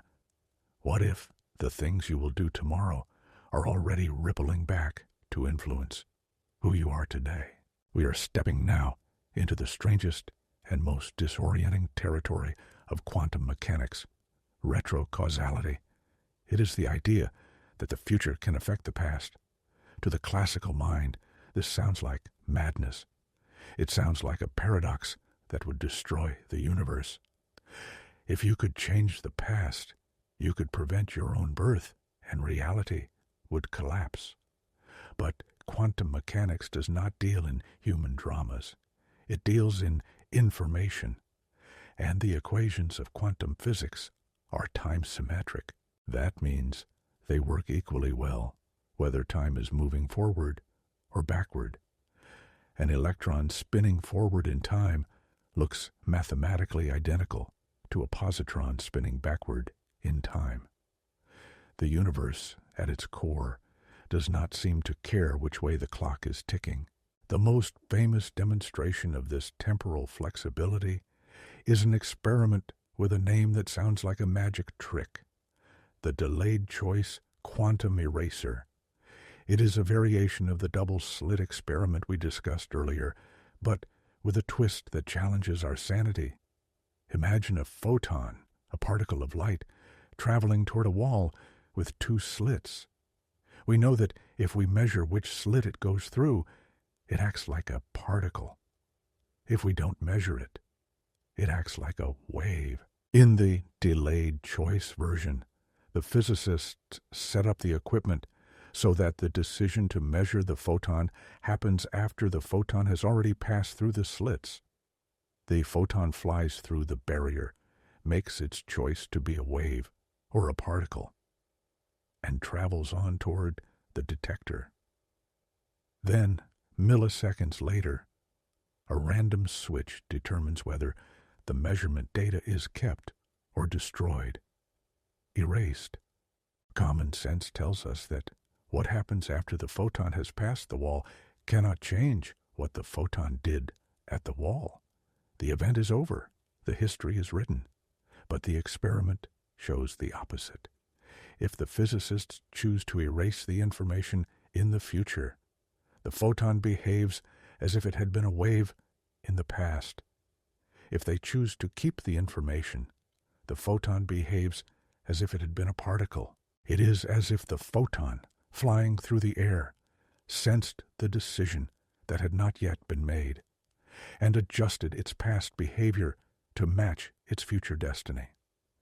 This suggests that history is not written in ink, it is written in pencil, and the eraser is held by the future. Now, how does this apply to you lying there in the dark, wondering about your own mind? If your brain is indeed a quantum computer, as Penrose and Hameroff suggest, then it is not just processing information from the past. It might be sensitive to information leaking back from the future. This is not science fiction. It is a serious hypothesis in the field of quantum biology. There are researchers who believe that the phenomenon of consciousness requires a loop in time. They argue that to have a subjective experience of the now, the brain must be integrating sensory data from the immediate past with quantum anticipation from the immediate future. The present moment you feel is actually a standing wave where the past and future meet and interfere. This brings us to the eerie phenomenon of presentiment. For decades, parapsychologists have claimed that humans have a low-level ability to predict the future. Mainstream science laughed at this, but in recent years, some mainstream researchers have started running experiments that are producing uncomfortable results. In a typical setup, a person sits in front of a computer screen. Most of the time, the screen shows a calm, boring picture, a landscape, a flower. But every now and then, randomly, it flashes a disturbing or erotic image, something that triggers a strong emotional reaction. The computer decides which image to show using a random number generator, and it makes the decision only milliseconds before the image appears. Here is the spooky part. The researchers monitor the person's heart rate, skin conductance, and brain waves. They find that statistically, the person's body starts to react, heart beating faster, palms sweating, 2 or 3 seconds before the computer has even decided to show the scary image. The body seems to be reacting to a future trauma that hasn't happened yet. It is as if the emotional shockwave of the future event is rippling backward through time, hitting the body before the light hits the eyes. The conscious mind doesn't know it's coming. You don't say, "I predict a scary picture," but your cells know. Your autonomic nervous system knows. If Orcore theory is correct, this makes perfect sense. The microtubules in your neurons are quantum resonators. They are entangled with the quantum field. If the field allows for retrocausality, for backward-flowing ripples, then a highly emotional event in your near future would create a strong disturbance in the space-time geometry. Your brain, tuned into this field, would pick up the tremor of the approaching wave. You would feel the shadow of the future falling upon you. Think about what this implies for intuition. We often describe intuition as a gut feeling, a hunch that defies logic.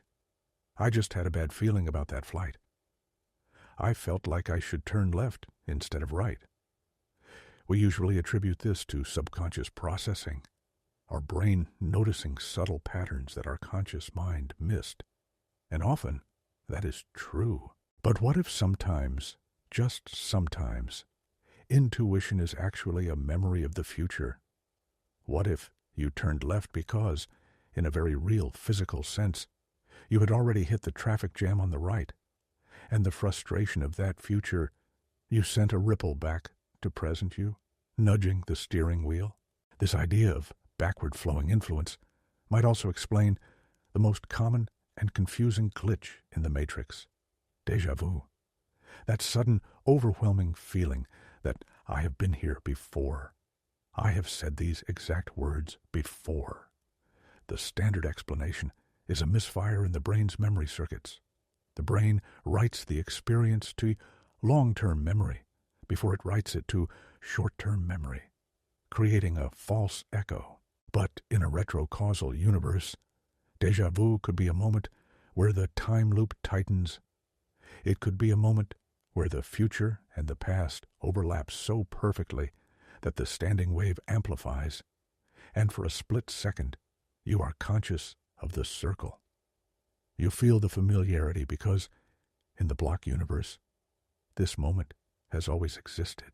The block universe is the favored view of many physicists, including Einstein. Imagine a loaf of bread. You can slice it into thin pieces. Each slice is a moment of time, a now. But the loaf itself exists as a whole object. The beginning, the middle, and the end are all there simultaneously. In the block universe, the past, present, and future are all equally real, existing in a four-dimensional crystal of space-time. We, the observers, are just moving our consciousness through the loaf, lighting up one slice at a time. But if you could step outside the block, you would see your birth and your death existing together, just as you can see the head and the tail of a snake at the same time. This view is often terrifying to people because it seems to kill free will. If the future already exists, if the loaf is already baked, then aren't we just puppets acting out a script? Aren't my choices an illusion? But the quantum perspective offers a loophole. Remember the wave function. It is a cloud of probabilities.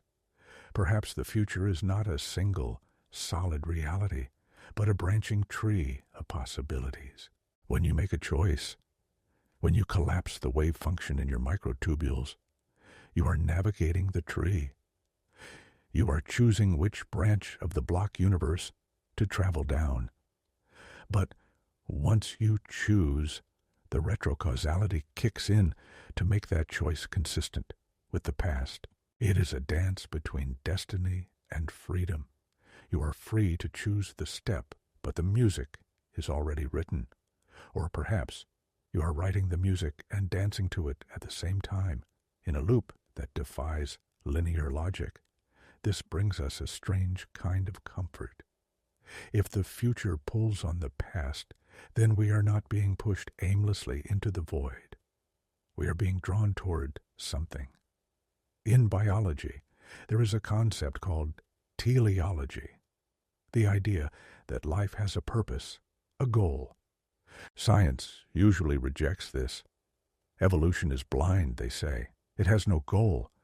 But if the future can influence the past, then maybe the complex, conscious state of the universe at the end of time is acting as a magnet, pulling the simple, chaotic universe of the beginning toward it. Maybe we are evolving because the future is calling us. Maybe consciousness is not an accident that happened to matter. Maybe consciousness is the reason matter exists. The universe is building a machine to understand itself, and it is guiding the construction from the future.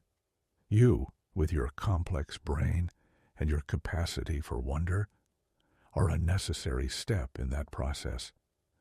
You are being pulled forward by the gravity of your own potential. This relationship with time suggests that we should trust our irrational feelings more than we do. If your heart starts racing for no reason, listen to it. It might be hearing a drumbeat from tomorrow. If you feel a sudden urge to call someone, do it. You might be answering a call they are about to make. We are woven into time, not just drifting on it. We are time travelers who have forgotten how to steer. But our bodies remember. But if our individual minds are capable of touching the edges of time, what happens when we put billions of minds together? If one brain can sense the future, can 7 billion brains create a ripple so large that it changes the physical world? We have spoken about the individual consciousness, the drop. But drops form oceans. Is there a global mind? Is there a collective consciousness that we are all swimming in?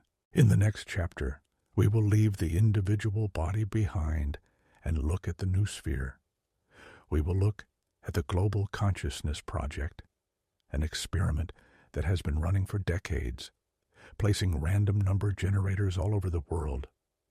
We will see what happened to those machines on September 11th, 2001, and on other days of global tragedy and joy. We will ask if the human species acts as a single planetary organism, and if our collective emotions can literally bend the laws of probability. We will explore the idea that the Internet is just a crude, silicon primitive version of a telepathic network that has existed for millennia. For now, release your grip on the clock. Let the seconds tick away without counting them. You are safe in the crystal of space-time. Your past is a story you tell yourself, and your future is a hand reaching back to hold yours. You are exactly where and when you are meant to be. Have you ever stood in the middle of a massive crowd, perhaps at a stadium concert, a pivotal sporting event, or a large protest, and felt a sudden, strange shift in the atmosphere? It is a sensation that is difficult to put into words. It is not just the sound of thousands of voices cheering or chanting. It is not just the body heat or the physical proximity. It is something deeper, something thicker. You feel a distinct electricity in the air, a hum that seems to vibrate in your chest, blurring the boundaries of your own skin. In those moments, you stop feeling like a separate individual with your own private thoughts and worries. You feel yourself dissolving into a single, massive, throbbing organism. You become a cell in a giant body. We usually describe this as a metaphor. We say, the crowd moved as one, or the energy in the room was palpable. We treat it as a poetic description of social psychology. But what if it is not poetry? What if that energy is a measurable physical field? What if, when billions of human minds synchronize their emotions, they generate a force strong enough to ripple through the fabric of reality and alter the laws of probability itself? We are now venturing into the domain of the global mind. For most of scientific history, the idea that human minds could be connected on a planetary scale was dismissed as pure fantasy. We were viewed as biological robots wandering the surface of a rock, completely isolated from one another. But in the late 20th century, a group of researchers at Princeton University, led by Dr. Roger Nelson, began an experiment that would quietly shatter this assumption. It was called the Princeton Engineering Anomalies Research Lab, or PR. They weren't looking for ghosts. They were looking for data. They built small, unassuming black boxes called random number generators, or RNGs. To understand the beauty of this experiment, you have to understand the nature of randomness. These machines are electronic coin flippers. Every second, they generate hundreds of ones and zeros based on thermal noise, electronic static. According to the laws of physics, this noise should be perfectly random. Over time, you should get exactly 50% ones and 50% zeros. It is the definition of entropy, disorder, chaos, lack of pattern. The machine has no bias. It has no feelings. It just spits out chaos. But Nelson and his colleagues asked a radical question. Can human consciousness impose order on this chaos? They started by putting a person in a room with the machine and asking them to intend for more ones than zeros. It shouldn't work. It's like staring at a coin and asking it to land on heads. But statistically, it did work. Not every time, and not by a lot. But over thousands of trials, a tiny, persistent deviation appeared. The mind seemed to be able to bend the randomness. It was as if consciousness acted as a subtle gravitational field for information, pulling the chaotic noise into a structured pattern. Encouraged by this, they went bigger. In 1998, they launched the Global Consciousness Project. They didn't just put one box in a lab. They placed these eggs, electrodiagrams, all over the world. From Alaska to New Zealand, from London to Tokyo, these little black boxes sat in basements and offices, quietly flipping their electronic coins 24 hours a day, 365 days a year. The data was sent to a central server in Princeton. The hypothesis was audacious.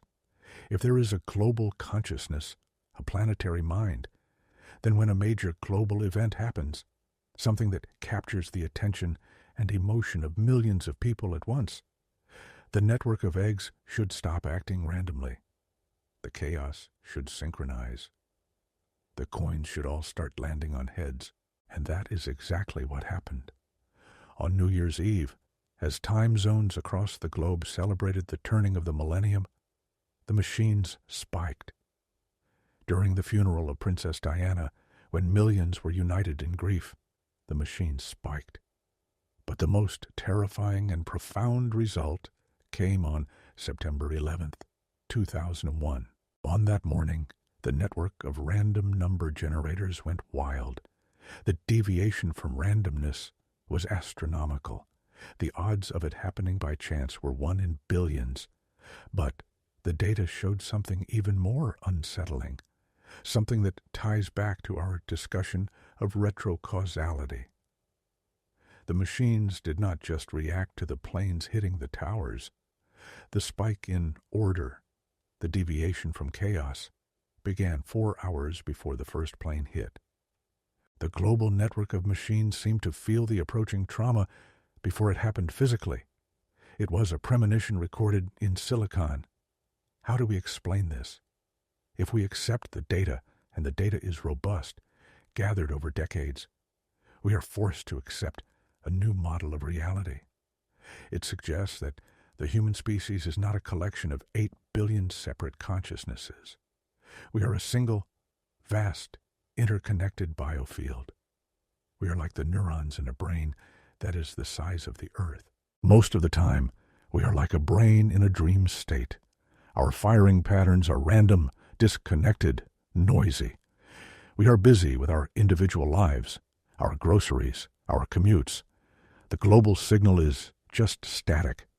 But when a massive event occurs, a tragedy, a celebration, a moment of global terror or global hope, it is like the brain waking up.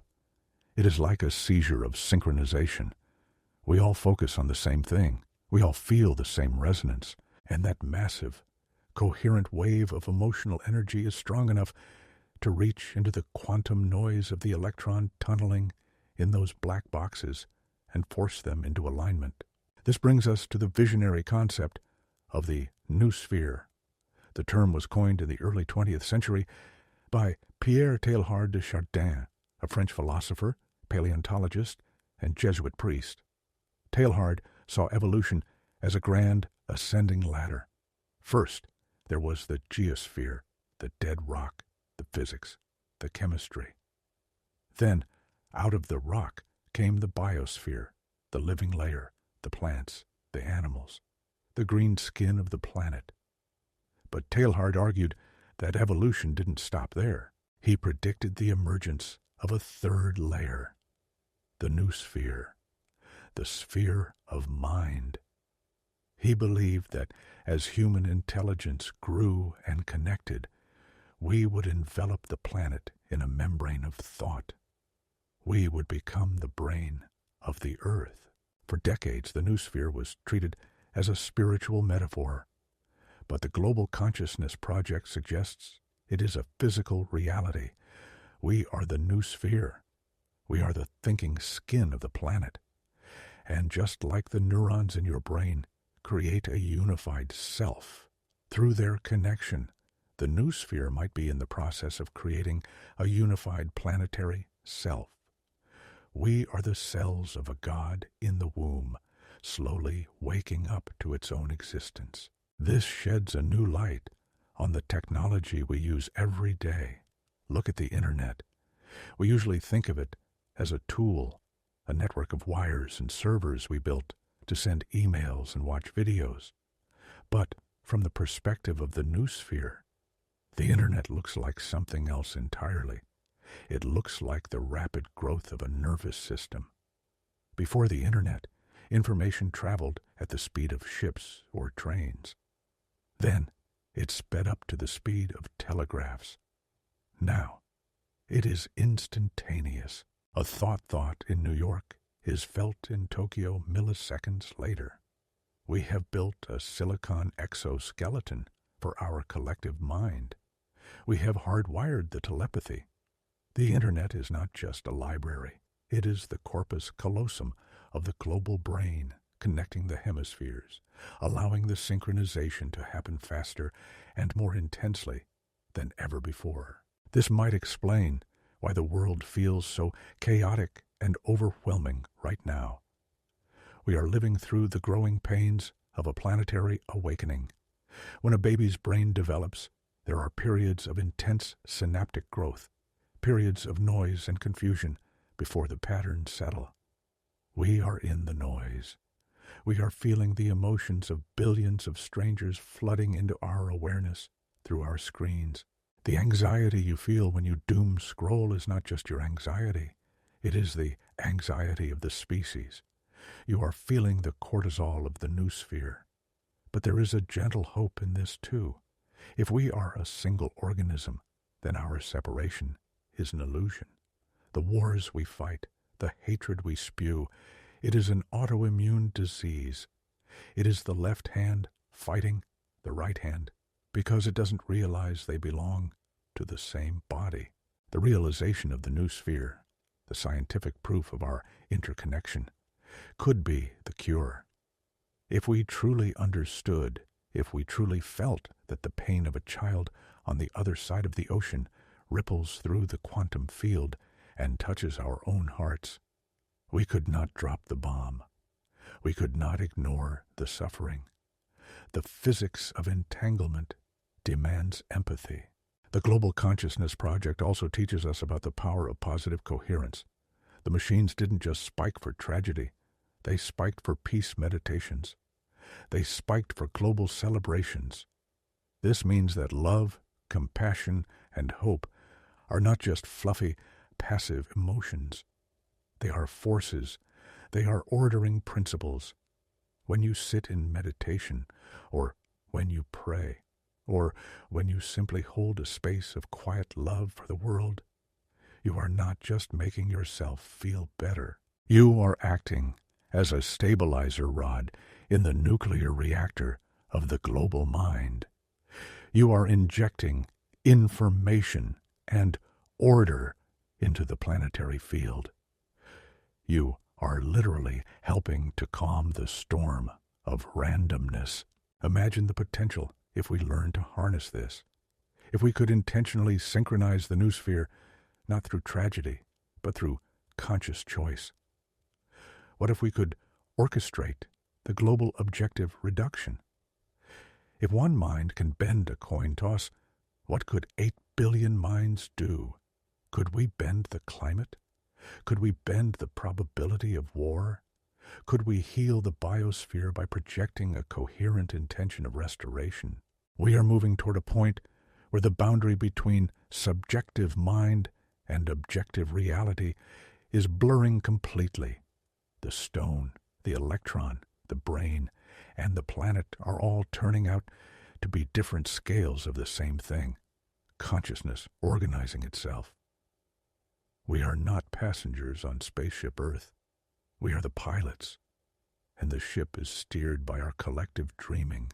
But let's take this one step further into the abyss of the unknown.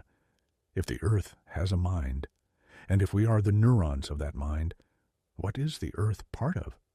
Is the Earth just a lonely thinking rock drifting in a dead vacuum? Or Is the Earth a neuron in something even bigger? Is the solar system a larger structure of consciousness? Is the galaxy a brain? In the next chapter, we will zoom out to the ultimate scale. We will look at the cosmic web, the vast filamentary structure of the universe that looks suspiciously like a neural network. We will look at the fine-tuning of the cosmos, the numbers that seem too perfect to be accidental. We will ask if the universe itself is a giant brain, and if the Big Bang was just the moment it had its first thought. We will explore the simulation theory, not as a computer program, but as a mental construct. We will ask, whose dream are we living in? For now, as you drift towards sleep, expand your awareness beyond the walls of your room. Feel the millions of other minds dreaming around you. Feel the hum of the planet beneath you. You are never alone. You are held in the vast, invisible embrace of the human family, a choir of 8 billion souls singing a song that keeps the universe real. Have you ever looked at a photograph of the night sky? A deep field image where the darkness is crowded with thousands of glowing galaxies. It is a beautiful, chaotic scatter of light. But if you were to zoom out, way, way out, far beyond the view of any telescope we've ever built, what would the universe look like? If you could step outside the cosmos and hold the entire observable universe in the palm of your hand, you would not see a random scatter of dust. You would see a structure. You would see vast glowing filaments of galaxies stretching across millions of light years, weaving together into dense knots and clusters. You would see enormous voids of empty darkness, bubbles of nothingness surrounded by thin walls of light. You would see a web, a cosmic web. And if you, in that same moment, were to look down at a microscope slide containing a thin slice of a mouse's brain, staining the neurons to make them glow, you would see something that would make your blood run cold. You would see vast glowing filaments of axons stretching across the tissue, weaving together into dense knots and clusters. You would see a web. You would see that the largest structure in the universe and the most complex structure in biology look almost exactly the same. This visual rhyme, this eerie similarity between the macrocosm of the galaxy clusters and the microcosm of the neuronal network, has haunted philosophers and mystics for thousands of years. As above, so below, they whispered. But for a long time, scientists dismissed this as a coincidence, a trick of the human pattern-seeking mind. We see faces in clouds. Of course, we see brains in the stars.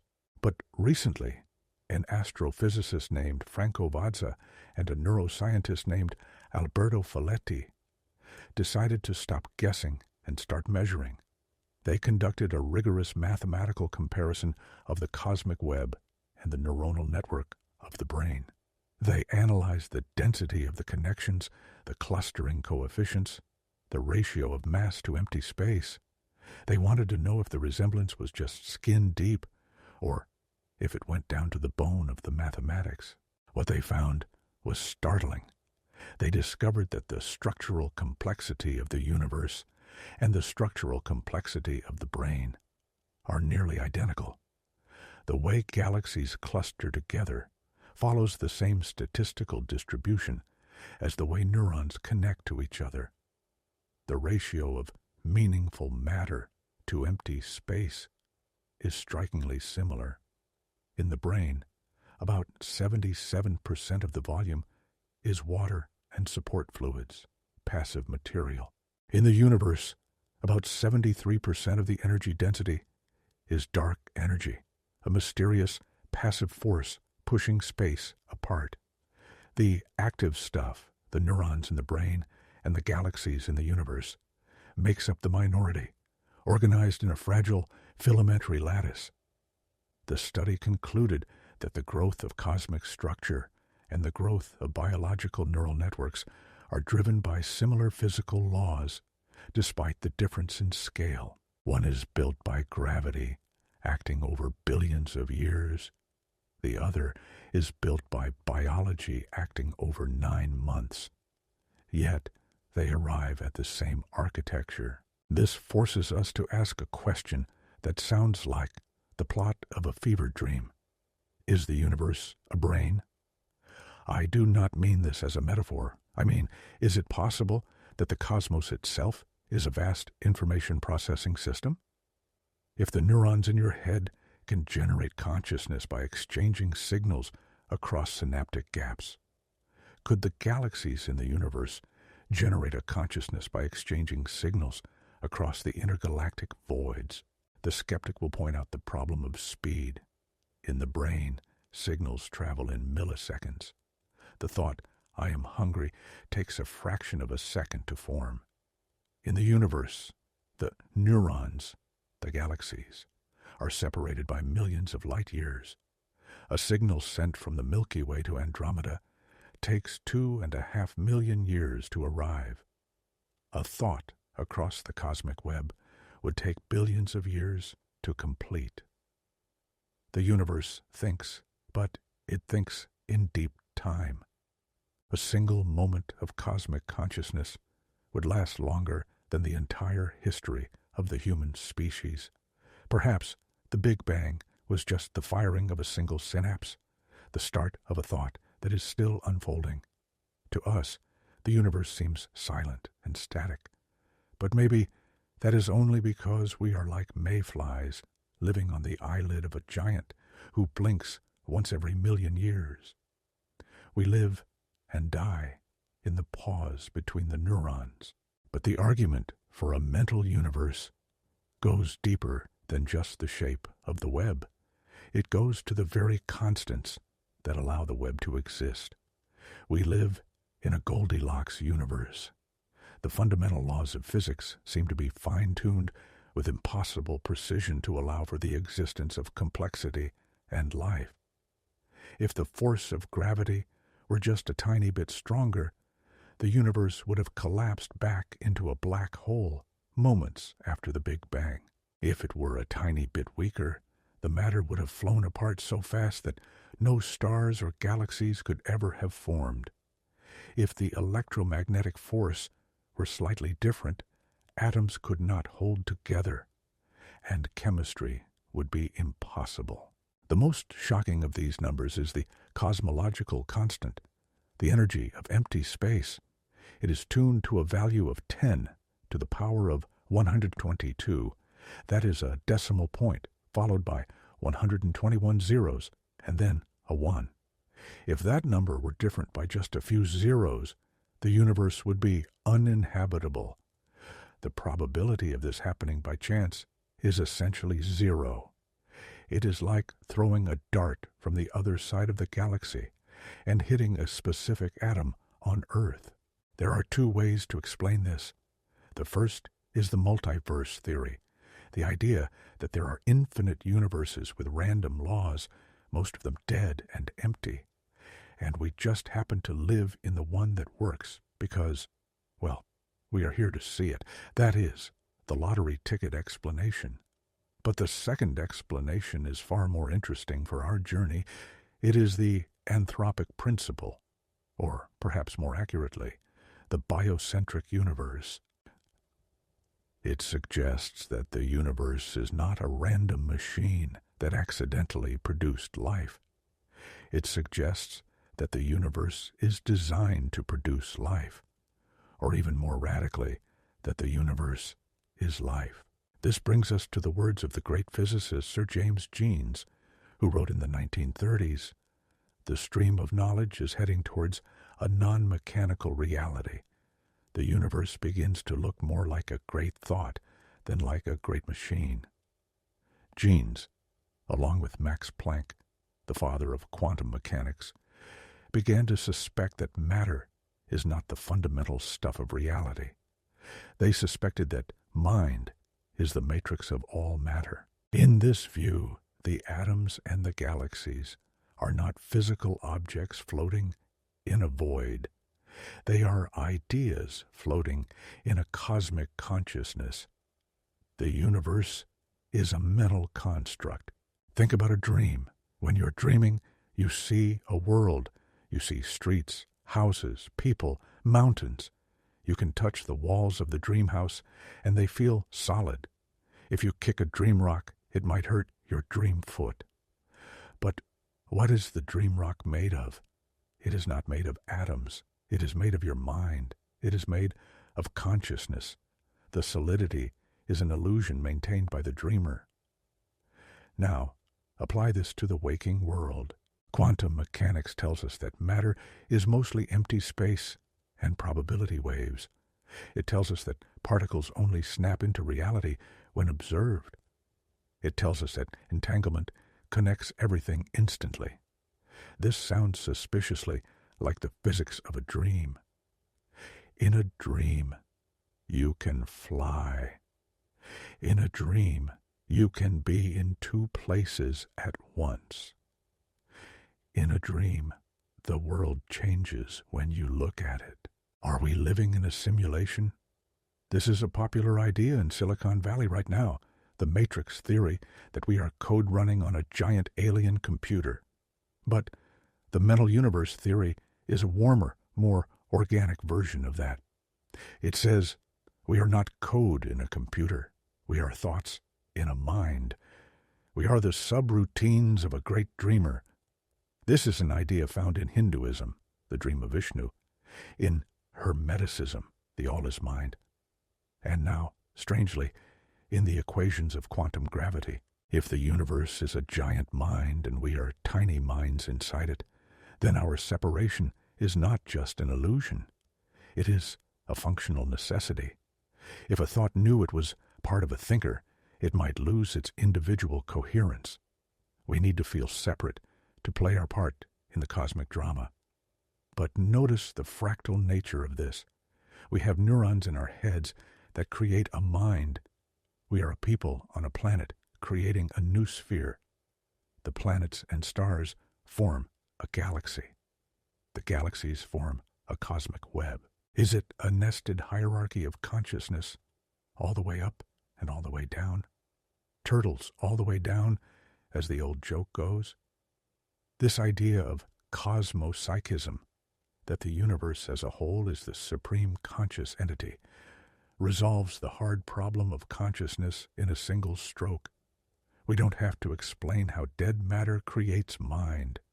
Mind is the starting point. Mind is the canvas. Matter is just the paint. The reason you are conscious is because you are a localized whirlpool in a conscious ocean. You're the universe checking in on itself from a specific point of view. It also changes how we feel about the emptiness of space. When we look at the dark voids between the stars, we feel a sense of existential dread. It seems so cold, so wasted, so dead. But if the universe is a brain, those voids are not empty. They are the white matter. They are the spacing that gives the structure meaning. Or perhaps they are the silence between the notes of the cosmic song. Silence is not the absence of music. It is the container for it. And what about the dark matter and dark energy that make up 95% of the universe? We can't see it. We can't touch it. But it dictates the movement of everything we can see. In the psychological model of the universe, could this be the subconscious? If the visible galaxies are the conscious thoughts of the cosmos, the bright, active sparks, then maybe the dark sector is the vast, hidden, unconscious depth of the cosmic mind. It is the shadow self of the universe. It is the memory of things that happened before the Big Bang.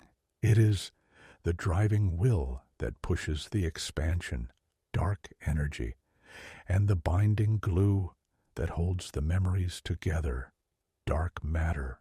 We are exploring a theory that turns the universe from a terrifying, alien place into a home. If you are a thought in a mind, you are never lost. You are held. You are being thought. And just as you care about your own thoughts, mostly, the universe cares about you, not in the way a human parent cares, but in the way a dreamer cares about the dream. You are essential to the plot, but this comfort comes with a vertigo. If we are thoughts, what happens when the thinker wakes up? What happens when the cosmic cycle ends? Does the universe dissolve? Or is the universe a lucid dreamer capable of holding the dream forever? We are nearing the end of our journey, but we have one final deep dive to make. We have looked at the light, the web, the time loops, and the quantum soul. But there is one place we haven't looked. The place where physics breaks down completely. The place where space and time are ripped apart. The black hole. In the next chapter, we will travel to the event horizon.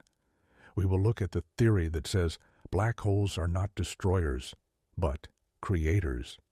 We will explore the idea of cosmological natural selection, that universes reproduce through black holes. We will ask if our universe is actually inside a black hole right now. We will look at the possibility that the singularity is the pineal gland of the cosmos, the point where the mind of our universe connects to the mind of the multiverse. Rest now, little thought. You are safe in the great mind. The darkness around you is just the closing of the cosmic eyelid, resting for a moment before the next burst of creation. There is a place in the universe where the laws of physics, as we know them, simply give up. It is a place where the fabric of space is torn open, where time stops flowing, and where the concept of here and there loses all meaning. For a long time, we thought of this place as a monster. We called it a black hole. The very name inspires a primal fear, a hole in the world, a drain in the cosmic bathtub where matter, light, and information are swallowed forever, never to return. We imagine it as the ultimate predator, a dark mouth drifting through the galaxy, consuming stars and planets in a violent, swirling feast. We think of it as the end, the final period at the end of the sentence of existence. But what if our fear has blinded us to the true nature of these objects? What if the black hole is not a tomb, but a womb? What if the darkness at the center of the galaxy is not a destroyer, but a creator, a seed from which new realities are born? To understand this shift in perspective, we must first journey to the edge of the abyss, the event horizon. Imagine you are floating in a spaceship approaching a black hole. From a distance, it is not actually black. It is surrounded by a brilliant, glowing disk of gas and dust, spinning at nearly the speed of light, heated to millions of degrees by the friction of its own descent. This is the accretion disk, the last cry of matter before it vanishes. But in the center of this ring of fire, there is a perfect spherical shadow, the event horizon. This is the point of no return. It is the boundary where the gravitational pull becomes so strong that the escape velocity exceeds the speed of light. Since nothing can travel faster than light, nothing can escape. If you were to cross this line, something strange would happen to your perception of the universe. To an observer watching you from far away, you would never seem to cross. You would appear to slow down as you approached the edge. Your image would grow dimmer and redder, freezing in time, fading into an eternal ghost.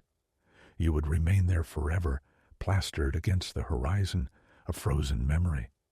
But from your perspective, as you fell in, you would cross the line without even noticing. The darkness would swallow you, and you would be inside. And inside, the rules of the game change completely. Inside the horizon, space and time switch roles. This is a mathematical truth of general relativity that is hard to wrap the human mind around. Outside the black hole, you have freedom of movement in space. You can go left, right, up, down. But you are forced to move forward in time. You cannot stop next Tuesday from arriving. Inside the black hole, the direction toward the center becomes time. You cannot stop moving toward the singularity any more than you can stop moving toward tomorrow. The center is not a place, it is a future moment. And when you reach that moment, at the singularity, density becomes infinite. Curvature becomes infinite. The known universe ends. But here is where the story gets beautiful. When physicists look at the math of the Big Bang, the moment our universe began, they see a singularity. They see a point of infinite density and heat expanding outward. And when they look at the math of a black hole, they see a singularity where matter is collapsing inward. It did not take long for someone to ask the obvious question. Are they the same thing? Is the bottom of a black hole the other side of a Big Bang? This is the theory of cosmological natural selection, championed by the theoretical physicist Lee Smolin. It suggests that when a massive star collapses and forms a black hole, it does not just destroy matter. It crunches it down until it reaches a critical point, a bounce, and then expands outward again. Not into the same space it came from, but into a new dimension. It creates a baby universe. This baby universe is cut off from the parent universe. It has its own space, its own time, its own glowing stars. To an observer in the parent universe, it looks like a dead black hole. But to an observer inside the baby universe, it looks like a Big Bang. It looks like the birth of everything. If this theory is true, then our universe is not a lonely bubble. It is part of a vast branching family tree of universes. We are living inside the interior of a black hole that exists in another, older universe. And the black holes in our galaxy, the millions of them that we have detected, are the seeds of our children. They are the budding points where our reality is reproducing, sending out shoots of new space-time into the void. This idea solves one of the deepest mysteries of science, the fine-tuning problem we discussed in the last chapter. Why are the laws of physics so perfect for life? Smolin suggests that it is because of evolution. Just as biological organisms evolve to survive and reproduce, universes evolve to reproduce. And how does a universe reproduce? By making black holes. To make a black hole, you need massive stars. To make massive stars, you need gravity, electromagnetism, and nuclear forces to be tuned exactly right. You need carbon and oxygen to help the gas clouds cool and collapse. It turns out that the exact same laws of physics required to make a black hole are the exact same laws required to make life. We are not the purpose of the universe. We are a byproduct of its reproductive strategy. We are the bacteria living in the womb of a cosmic mother who is pregnant with 1 trillion star children. We exist because we live in a fertile universe, one that is good at making stars, and therefore good at making us. This biological view of the cosmos changes the feeling of the night sky. When you look at the black hole at the center of the Milky Way, Sagittarius A, a monster 4 million times the mass of the sun, you are not looking at death. You're looking at a nursery. You're looking at a place where a new universe might be unfolding right now, with its own galaxies, its own planets, and perhaps its own dreamers asking where they came from. The event horizon is not a wall, it is a membrane. It is the placenta of a new reality. But what about consciousness? How does the mind fit into this reproductive cycle? If the universe is a giant mind, as we explored earlier, then what are the black holes?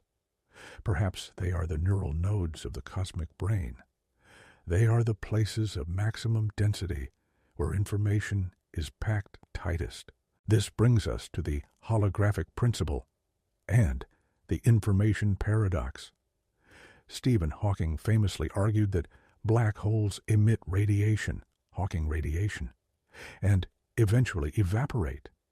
This caused a crisis in physics because it implied that the information about the things that fell in, the book you threw in, the star that was swallowed, was destroyed. Quantum mechanics says information cannot be destroyed. Leonard Susskind and Gerard 't Hooft solved this war by proposing that the information is not lost. It is stored. It is smeared across the surface of the event horizon like a sticker. Imagine a library that falls into a black hole. The books are crushed, but the information in them, the words, the ideas, is encoded onto the two-dimensional surface of the horizon. The black hole becomes a giant hard drive. And here is the kicker.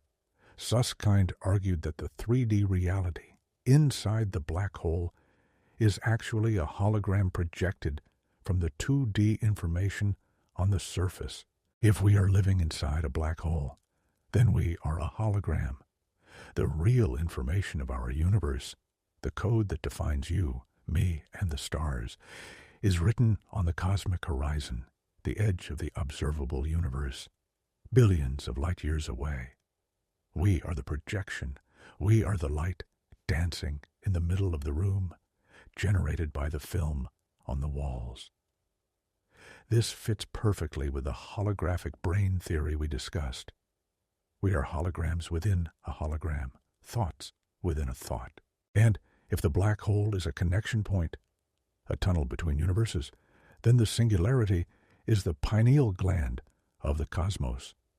In ancient mysticism, the pineal gland was believed to be the seat of the soul, the point where the spirit enters the body. In this cosmic anatomy, the singularity is the point where the multiverse connects to the universe. It is the umbilical cord. But let us go even deeper into the speculation. If consciousness is fundamental, and if black holes are the creators of universes, is it possible that advanced consciousness can influence this process? Some physicists have engaged in wild speculation that a sufficiently advanced civilization, one that has survived for billions of years, might learn how to engineer black holes. They might learn how to tune the laws of physics inside the baby universe. They might encode a message in the seed. Is it possible that our universe was designed not by a supernatural God outside of physics, but by a natural gardener in the parent universe? A conscious entity that wanted to create a universe capable of life, capable of love, capable of knowing itself? This is the cosmological artificial selection theory. It suggests that the chain of universes is not just evolving by chance. It is becoming more intelligent. It is waking up. And what happens to you if you fall in? We said you would be torn apart by the tidal forces, spaghettified. That is true for your biological body, but what about your quantum information? What about the pattern of you? If information is never lost, and if it is stored on the horizon, then falling into a black hole is not death. It is an upload. You become part of the permanent record of the cosmos. You are written onto the skin of eternity. There is a profound silence in this idea. The black hole is the most silent thing in the universe. It absorbs all sound, all light, all signals. It is the ultimate listener. Perhaps that is its function. It is gathering the experiences of the galaxy. It is collecting the light of the stars and the thoughts of the civilizations and storing them in the event horizon. It is the memory bank of God. And what if the universe is cyclic? Sir Roger Penrose, the same man who gave us the Orch-Orr theory of consciousness, believes in conformal cyclic cosmology. He argues that the end of our universe, the far, far future where all the stars have burned out and only black holes remain, is mathematically identical to the Big Bang of the next universe. He believes that the black holes will eventually evaporate, releasing their stored information back into the cosmos in a final burst of entropy that becomes the smooth, hot beginning of the next aeon. In this view, nothing is ever truly lost. The universe breathes, it expands, and contracts or rescales in an eternal rhythm. We are currently in the exhalation. We are living in the breath of Brahma, and the black holes are the transition points, the moments of holding the breath before the new inhalation begins. This removes the finality of the heat death. We are told that the universe will end in ice, that everything will drift apart and die. But Penrose says no, the death of the old is the birth of the new. The information we create, the consciousness we cultivate, somehow survives the transition. We are carrying the fire to the next aeon. So, when you see an image of a black hole, like the famous photo of the orange ring of M87, do not feel small. Do not feel afraid. You are looking at the mechanism of your own existence. You are looking at the doorway through which you came, and the doorway through which the future will be born. You are looking at the pupil of the eye of the universe. It is black because it is open. It is black because it is deep. And deep down, in the silence of that gravity, there is a unity that defies separation. All the black holes are connected. This is the ER-EPR conjecture, the idea that wormholes, ER, and entanglement, EPR, are the same thing. It suggests that every black hole is a tunnel to every other black hole via the quantum structure of space-time. The universe is a lattice of tunnels, a sponge of space-time, where every point is intimately connected to every other point behind the scenes. You are living in a connected, reproductive, remembering, holographic, conscious universe. You are not a stranger here. You are the point of it. But where is this all going? If the universe is evolving, if it is waking up, if it is remembering, what is the final destination? Is there an end goal? Is there an omega point where the consciousness of the universe becomes complete? In the final chapter, we will travel to the end of time. We will meet the concept of the omega point, proposed by Teilhard de Chardin and Frank Tipler. We will look at the idea that God is not a being who created the universe in the past, but a state of consciousness that pulls us from the future. We will ask if the ultimate destiny of humanity is to merge into a single divine mind at the end of history. We will finish our journey by asking the most important question of all. What are you supposed to do with this knowledge when you wake up tomorrow morning? Sleep now, safe in the womb of the cosmos. You are a seed of light in a universe that knows how to grow. We have traveled a long way together, you and I. We started inside the microscopic silence of a neuron, looking at the vibrating lattice of a microtubule. We drifted through the mysteries of anesthesia, floated on the waves of biophotons, and tangled ourselves in the spooky action of the quantum web.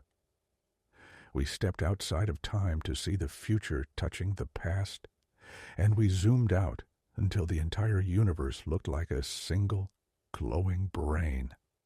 Now, we stand at the edge of the final precipice. We must look at where this river flows. If the universe is conscious, if it is evolving, if it is remembering, what is it becoming? Is there a destination? Most of modern cosmology tells us a sad story. It tells us that the universe will end in heat death. It says that the stars will burn out, the black holes will evaporate, and the cosmos will become a cold, dark, empty soup of particles, expanding forever into nothingness. It is a story of ultimate futility. It says that no matter what we build, no matter what we learn, no matter how much we love, it will all eventually be erased. But the theories we have explored in this journey suggest a different ending. They suggest that the universe is not running down. It is winding up. It is not moving toward death. It is moving toward a specific, blindingly bright point of maximum complexity and consciousness. This point has a name. It is called the Omega Point. The concept was first dreamed up by Pierre Teilhard de Chardin, the same philosopher-priest who gave us the new sphere. Teilhard looked at the history of the universe and saw a clear direction. Matter became life. Life became mind. Mind became spirit. He argued that evolution is not a random walk. It is an ascent. It is a process of complexification and convergence. He predicted that just as single cells merge to form animals, and animals merge to form societies, human minds will eventually merge to form a single hyper-conscious entity. He believed that the new sphere, the thinking skin of the earth, would eventually expand to fill the universe, absorbing all matter and energy into itself. At the end of time, the universe would stop being a collection of many things and become one thing, a single, infinite, self-aware point, the Omega. Decades later, a physicist named Frank Tipler took this mystical idea and tried to prove it with hard math. He wrote a controversial book called The Physics of Immortality. Tipler argued that life is fundamentally information processing.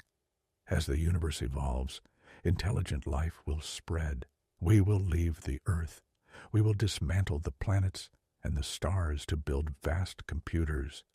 We will turn the dead matter of the cosmos into thinking matter. We will infuse the universe with mind. Tipler calculated that in the final moments of the universe, whether it collapses in a big crunch or expands forever, the capacity for information processing could become infinite. In that final fraction of a second, the collective intelligence of the universe would be able to think an infinite number of thoughts. Subjectively, that last second would last for an eternity. And within that digital eternity, the Omega Point would have the power to do something extraordinary. It could simulate everyone who has ever lived. It could remember every life, every joy, every sorrow. It could resurrect the dead, not in biological bodies, but as perfect patterns of information living in the mind of the cosmos. In this view, the universe is a machine designed to create God. But God is not the creator at the beginning. God is the result at the end. This flips our entire understanding of divinity and time. We usually think of the creator as the alpha, the force that pushed the dominoes at the start. But if the universe is retrocausal, if the future pulls the past, then the Omega Point is the attractor. It is the magnet at the end of history. It is the reason the constants of physics are fine-tuned. It is the reason life emerged from the mud. It is the reason you are curious. We are being pulled forward by the gravity of our own ultimate potential. The universe is waking up, and the Omega Point is the moment the eyes open fully. So, what does this mean for you, right here, right now, lying in the dark? It means that your life is not an accident. You are a neuron in the developing mind of God. You are a sensory probe sent out by the universe to experience a specific coordinate of space and time. Your eyes are the universe's eyes. Your hands are the universe's hands. When you learn something new, the universe learns it. When you feel love, The universe deepens its capacity for connection. You are building the omega point. Every act of kindness, every moment of understanding, every creative thought is a brick in the cathedral at the end of time. This removes the crushing weight of nihilism. If the materialist view is right, your life is a spark in the dark that vanishes forever. But if the quantum consciousness view is right, your life is a permanent addition to the cosmic memory. The information you generate, the unique pattern of your soul, is conserved. It is woven into the event horizons, into the quantum vacuum, into the Akashic record of the new sphere. You are saving the game. It also changes how we treat each other. If we are all destined to merge, if we are all entangled parts of the same eventual unity, then hurting you is literally hurting myself. It is like the left hand cutting the right hand. The golden rule, do unto others, is not just a moral commandment. It is a law of physics. It is an anticipation of the unity to come. When we fight, when we hate, we are resisting the flow of the river. We are creating friction against the pull of the omega. We are trying to stay asleep when the alarm is ringing. But what about the fear of losing yourself? The idea of merging into a global mind or a cosmic consciousness scares us because we cherish our individuality. We want to be us. But Teilhard de Chardin had a beautiful answer to this. He said, union differentiates. Think about the cells in your body. A single bacterium floating in a pond is free, yes, but it is simple. It can only do a few things. But a neuron in your brain is part of a massive collective. It has lost its freedom to swim in the pond, but in exchange, it participates in the miracle of thought. It has become something more specific, more complex, more vital. By joining the whole, it found its higher purpose. Perhaps the destiny of humanity is not to dissolve into a bland soup of oneness, but to become a hyper-personal reality. In the omega point, you do not lose your identity. You perfect it. You become the most you that you can possibly be, because you are finally connected to everything that completes you. You are a note in the symphony. The note does not disappear when it joins the chord. It finds its harmony. So, what is the next step? What do we do with this terrifying and magnificent knowledge? We cannot force the omega point. We cannot build it tomorrow. It is a work of deep time. But we can align ourselves with it. We can choose to be conscious. We can choose to be agents of orchestration. In the previous chapters, we talked about how the brain orchestrates quantum collapse to create consciousness. You can do this on a macro scale. In your daily life, you are surrounded by chaos, by entropy, by noise. You have the power to collapse that chaos into order. When you walk into a room full of anger and you bring peace, you are orchestrating. When you take a confused idea and bring clarity, you are orchestrating. When you take a random act of the universe and give it meaning, you are orchestrating. You are a lighthouse of the new sphere. Your job is to keep your signal clear. Your job is to process your share of the universe's data with integrity and love. Your job is to wonder. Science is often sold to us as a way to demystify the world, to strip away the magic and show us the cold gears underneath. But the deeper we go, down into the microtubules, down into the quantum foam, out to the cosmic web, the more we find that the magic is real. The gears are made of light. The machine is dreaming. The science is not killing the mystery. It is revealing the majesty. We have reached the end of this script, but not the end of the story. The story continues in you. Tomorrow morning, when the sun rises, remember that you are looking at a star that might be alive. When you drink your coffee, remember the water molecules dancing in quantum superposition. When you look at the people on the bus, remember that they are your entangled other selves. The universe is vast, ancient, and strange. It is bigger than our imagination. But it is not a stranger. It is you. You are the universe observing itself from within. You are the way the cosmos knows it exists. So, keep looking up. Keep asking questions. Keep listening to the silence between the thoughts. The journey does not end here. The journey is what you are. Sleep well, tiny giant. The universe loves you because you are the part of it that learned how to love.